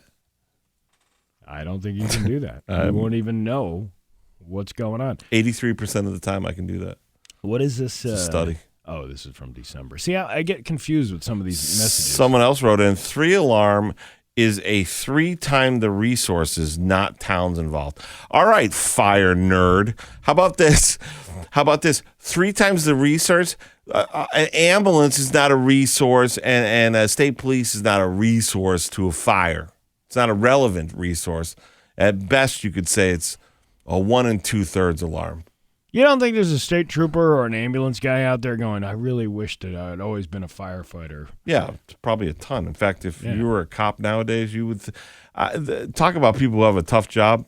If you're a cop nowadays, do you think every day that you put on your uniform, you're not going, why didn't I become a goddamn firefighter? Yeah, why didn't I do the easier job? I could have been playing Xbox and ping pong and making chili instead of out here with people going, do you know why I pulled you? Do you have a articulable reason? Am I being detained? Am I being detained? I told you a million times if I was a cop, I'd be like, clackety, clackety, clack. I'd just be like tasing kids left and right. I got to ask some state troopers I know to see how many people do that. A lot. Am I being detained? A lot. What right did you pull me over for? A lot. What did you do? I just want to see your license and registration. Why? Am I being detained? You ever see those videos of these douches I watch that do them that? all the time. It's like, what are you proving to yourself? You're not proving anything. I will tell you this, though. Yeah. I also feel it's a constitutional right to not speak to a cop. And I think if you have any friends in your family that are cops, they'll tell you that. They'll say, you know what? As long as you're respectful and you say, don't take this the wrong way, but I really don't speak to police unless I have a lawyer present. Yeah, but that's not what they're doing. They're yelling, going, Why'd you pull me over? You need a reasonable, articulable suspicion of a crime. That's what they say. And then they go, am I being detained? I remember the guy, he was putting in like his license and registration in a plastic baggie and hanging it from his window so he didn't have to roll the window down to talk to the police. There was a lawyer who made a device. It looked like a drive-in movie speaker, to date myself. And you used to, if you were getting pulled over, you'd hang it on your door. Yeah. And the cop goes up and pushes a button and it goes, hello, I am lawyer so-and-so representing so-and-so. Do you have a reasonable suspicion of a crime? And if you need it, and it would give you the cop a whole thing. Because technically, that's one of the things they can do. Like if they go, no, you're going to roll down your window more. Yeah. And then if they're just trying to get you, they can go, I smell alcohol, or I smell marijuana, or I smell, you know what I mean? But if you don't do that, technically you can't. I wonder if they ever pull over a guy and they go up and he's got like halitosis or something like really stinky about them. Do they be like, all right, you know what? This is not even worth having to talk to this guy. Well, you just went to the Joey's sandwich shop in Agawam. You said you got the roast beef with garlic mayo? Oh, yeah. Your breath is emanating garlic off the top of it. What have you been doing? What do you mean? I smell garlic, the scent of garlic coming from your vehicle. I smell fresh baked goods and meat. Right. Listen, don't let me. I'll bring a dog out here. It'll go around your car. If you have roast beef in that car, it will sit. That would be a good canine. The one that loves the one that the roast beef sniffing canine. I always said it would be fun if you were a drug dealer. Why wouldn't you pack your drugs in dog biscuits? You know what I mean? Yeah. Yeah, you should. Why is this dog? I don't know. It's a whole box of dog treats. Milk That's probably why. It's milk bones. There's no cocaine packed within the... I don't know what you're talking about. What are you talking about? Your Pioneer Valley forecast today is going to be rainy with a high of 39. Tomorrow, cloudy with a high of 38. It is 33 right now in downtown Springfield. I'm Steve Nagle, and that's the news on Rock 102. Oh, yeah. 102, Springfield's Classic Rock, 854, and Soundgarden on Rock 102. Bax and Nagle show. Bax out this week, but Marty Caproni is here. I'm still here. And we're getting guff about the mutual aid. The texts are coming in to the listener line, 293-1021, and this guy just said mutual aid was brought in, and first of all, he spelled assist wrong. Spelled it. It's texting. He said assist at the fire and cover the rest of the city. It was a 3-alarm fire with other local departments responding. That's what they said, but that's not what the article said. This is what I'm telling you, though. You can't trust the kids over at the Kids Incorporated show over at 22 News to give you accurate information. You can't trust the media nowadays anyways. We've learned that this week. You can't trust anybody. No. Is what it is. No. I mean, you can trust the firefighter. Yeah. Yeah, good guys. Yeah. You know, just like you were saying earlier, but RFK Jr. is really trying to get all the food dyes out of the food. Yes, while they are doing rituals with... Listen, you're one of my best friends. I've known you for like almost 20 years. Yeah. I still can't trust you. I can't. I just found out that you ate. I just found out you ate roadkill and raccoon. Okay, it's not roadkill. I didn't eat roadkill. All right. I ate a dead deer that got hit by a car. That's roadkill. It was killed on the road. Yeah, thereby, but that's okay because it was fresh. Hereby, then becoming. I didn't roadkill. Put it in the back of my car and go to a steakhouse for 6 hours while it rotted in the back seat of my SUV. And you're going to judge me for putting one stripe of ketchup down a turkey grinder that didn't have tomatoes on it. I didn't say I put ketchup on my roadkill, did I? No, you probably should. Ruin it. You probably should. You stew it with tomatoes. All right. Picante sauce. Out of you. Yeah, all right, whatever. Anyway, what else is going on? Tomorrow, like I said, and Friday is going to be a best of show here. We got some things cooking over at the new office that we should be moving into sometime soon. Who knows when that'll happen, but it's all in preparation for that. So we will a best of show tomorrow and Friday, And, of course, $20 dinner and a comedy show. That's Thursday. Darren Rivera going to be headlining. Going to have a good lineup. And also, I'll do this for you, Steve. You will be at Comics Mohegan Sun all weekend with Tom Cotter, which is great. Yeah. Nice of you to let him headline. And I will be headlining Water's Edge and the Guard Arts Center in New London, which if you're in Connecticut, get some tickets for that one. It's a great venue. The Guard Arts Center. The Guard Arts, yeah. Like avant-garde. It's like spelled fancy like that. Garde. Wasn't the avant-garde section of the remember they used to have that in the back of the Advocate? It was all the people looking for like S&M stuff. What? Remember the back of the Valley Advocate? They used to have that back page in the back where it had all these like personals for like. I don't know what you're talking about. But Yeah, I'm learning about that? you. So what? So go ahead. So you'd meet a stranger for S&M stuff in the back of a newspaper, and then take her out for roadkills. Yeah, it was basically the Craigslist before Craigslist came along. Okay. And it was the back page of the Valley Advocate, and it had all this like people who were into like kinks and stuff. Like, hey, who wants to come over and wear a dog collar and eat out of the dog bowl for me? Did you ever call one of them? No, because they never had my my kink on there. No. What kind of? I feel like what's your kink like? Deer sausage, roadkill deer sausage. Like, was there a kink on there? Yeah, there was nobody on there going, you know what, I just hit a dead deer on the side of the road. Who wants to come over and have a ritualistic eating of the dead deer that I picked up off the side of the road? Sadly, they never got back to me. Yeah, well, and to be fair, all the kids that are listening to this, like all the girls now, I don't know if your daughters ever say this, they go, that guy gave me the ick. The ick or cringe or Cringe or ick. Imagine the cringe and the ick that it was back in the day where people were putting ads in the newspaper like, hey, I'm into this. Like, you had to call a newspaper and be like, hey, so I want my ad to read this way. Who wants to put jumper cables up to my testicles? Yeah. I'm looking for that special lady who wants to come by, or the ones with the you ever see the heel crushers? What's that?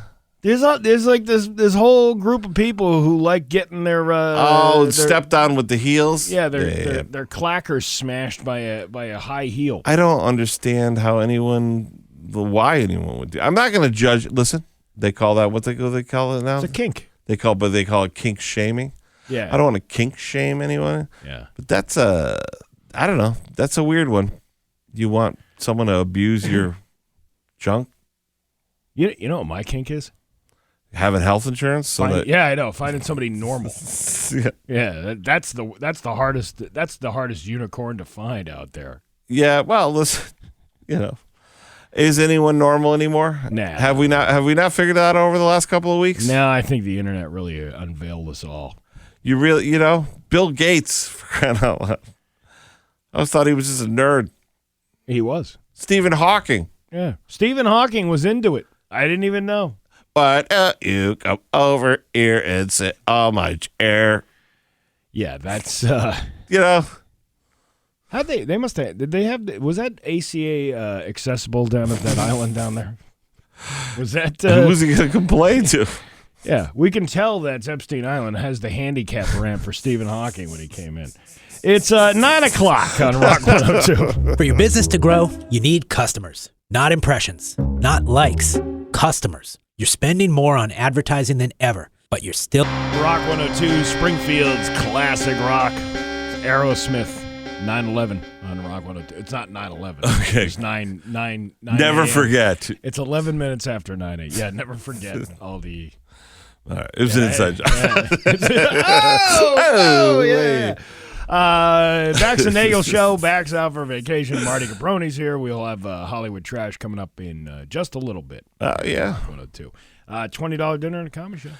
Yeah, get your tickets. Someone just wrote in earlier and messaged me and said they wanted to get a table together. How many at a table? I said we have tables of 8, but we do have tables of 7, tables of 6, some tables of 4, tables of 2. We got all kinds of tables. Yeah, so just get your tickets. We will turn the tables for you. Yes, Venmo Steve and get your tickets now. Get in, make your reservations, make it happen. Yeah, so I was telling you earlier, I went yesterday. I had to go out to Southwick, and on the way to Southwick through Feeding Hills, I stopped at Joey's Deli.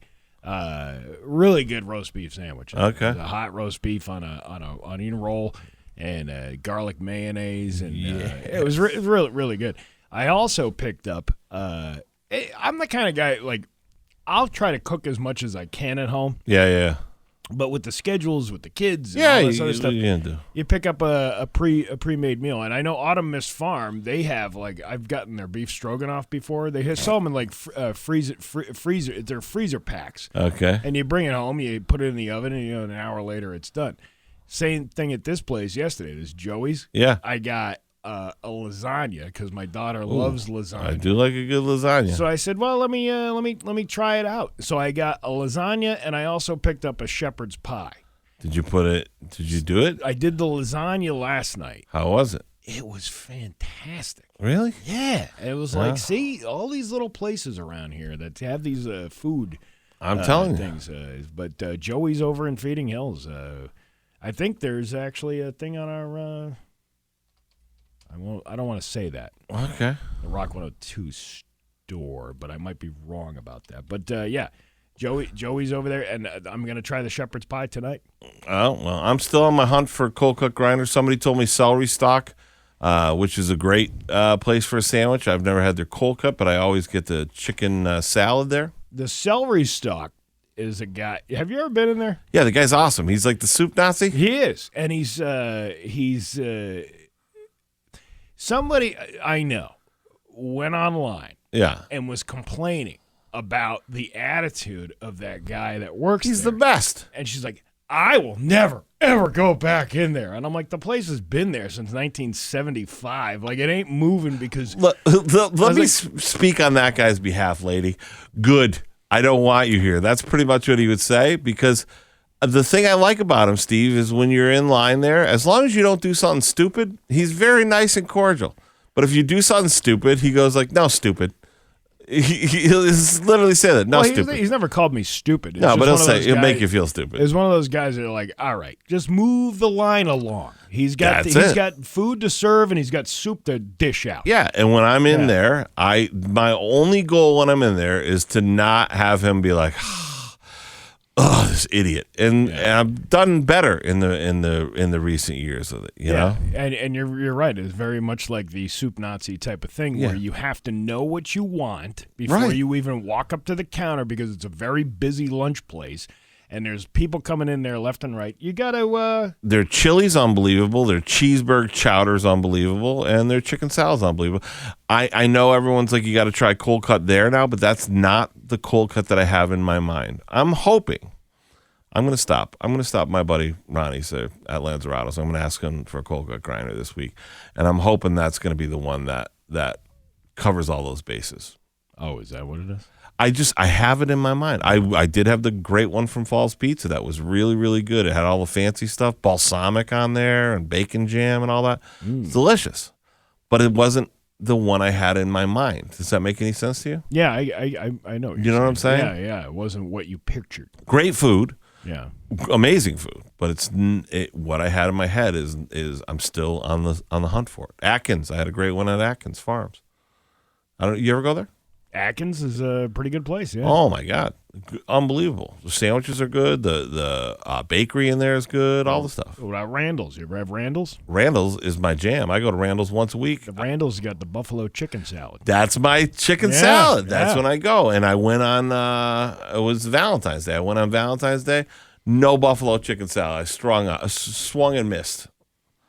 So I just got regular. Did you tear the place apart? Yeah, I just got regular chicken salad. It's fine. It's fine. You know they sell the ice cream there too. When it's open, Elsie's. They still have it in the freezers. You can go buy it in the freezer. Yes, what's your favorite flavor? What's your go-to? I think it's Dark Side of the Moon. With the caramel and the peanut butter cups and the chocolate. I think that's what it's called. That's good. You got to try the Purple Cow too. And then is it Moo Mint? There's another one there. Moo Mint. Moo Mint. Yeah, they got some good stuff. There's plenty of good food around this area. One of my favorite things about this area is that we actually have a very good cuisine. Yes, we do. And I said cuisine. Yes. And you're not going to find it at a Buffalo Wild Wings or an Applebee's. You're No. going to find it at your local eatery. That's the bigger picture, is to always go support, your locals if you can. I find it amusing when people come back. Oh, man, I had the greatest 3-course meal at Applebee's last night. I will say steak this. that came in a Ziploc bag and they put it in the microwave. Oh, to die for.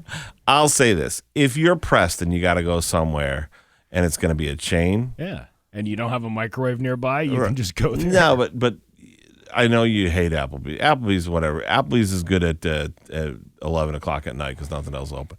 But 99 does a pretty good job.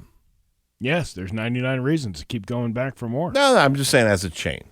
But I would much rather go to an individual, support individual business, because otherwise you're supporting all these black rock. If you come at me with get a cold cut from Jersey Mike's, someone should slap you right in the face. You know what I mean? Jersey Mike's used to be good when it wasn't owned by a hedge fund. Right, exactly. So instead of that, go to a local eatery. Because I don't think a hedge fund manager knows too much about good beef. Good beef? Yeah. That's what it is. Jersey Mike's was the roast beef sandwich place. It was supposed to be originally like the roast beef subs of New Jersey. Point Pleasant, New Jersey. Yeah. Oh, someone just chimed in. Hey, Steve. Hey, Marty. Good morning. Brian, shortstop. So it must be Brian from shortstop. What's up, Brian? Hey, Brian from the shortstop. Yeah. We're gonna great meal tomorrow night. Speaking of local eatery that does a great job. Oh, he's got the picture of the radio with the Rock 102 sticker. Oh, sweet. If you order off the menu, because if you say like, I don't want meatballs or whatever, or I don't want this, you order off the menu. I can't recommend the chicken parm flatbread enough. It's it's delicious. Yes, chicken parm flatbread or the chicken Florentine. That's my favorite. And they make their own hummus too, which is delicious. But I don't know if they're doing it anymore. I gotta ask Nabil. I didn't want to say. I shouldn't have said. What do it you all. think? Nabil knows the difference between a chickpea and a garbanzo bean? Yeah, that's what I'm talking about. Oh yeah, you know what I did yesterday for breakfast? What? Went to Evan's Egg House. You got the bacon hash? I got the bacon hash, but they didn't have the special. And when I went with Bax, where they had the hollandaise sauce, I asked for it like a fat kid. They were like, "We don't have any hollandaise sauce," and I was sad inside. But I'll tell you what, the breakfast is delicious. I was gonna say, I tell you what, halfway through that breakfast, Holland who, I was in my glory. We got Hollywood Trash coming up in just a little bit. It is 9:20 with the Bax and Nagle Show and Marty Caproni on Rock 102. Call or text us anytime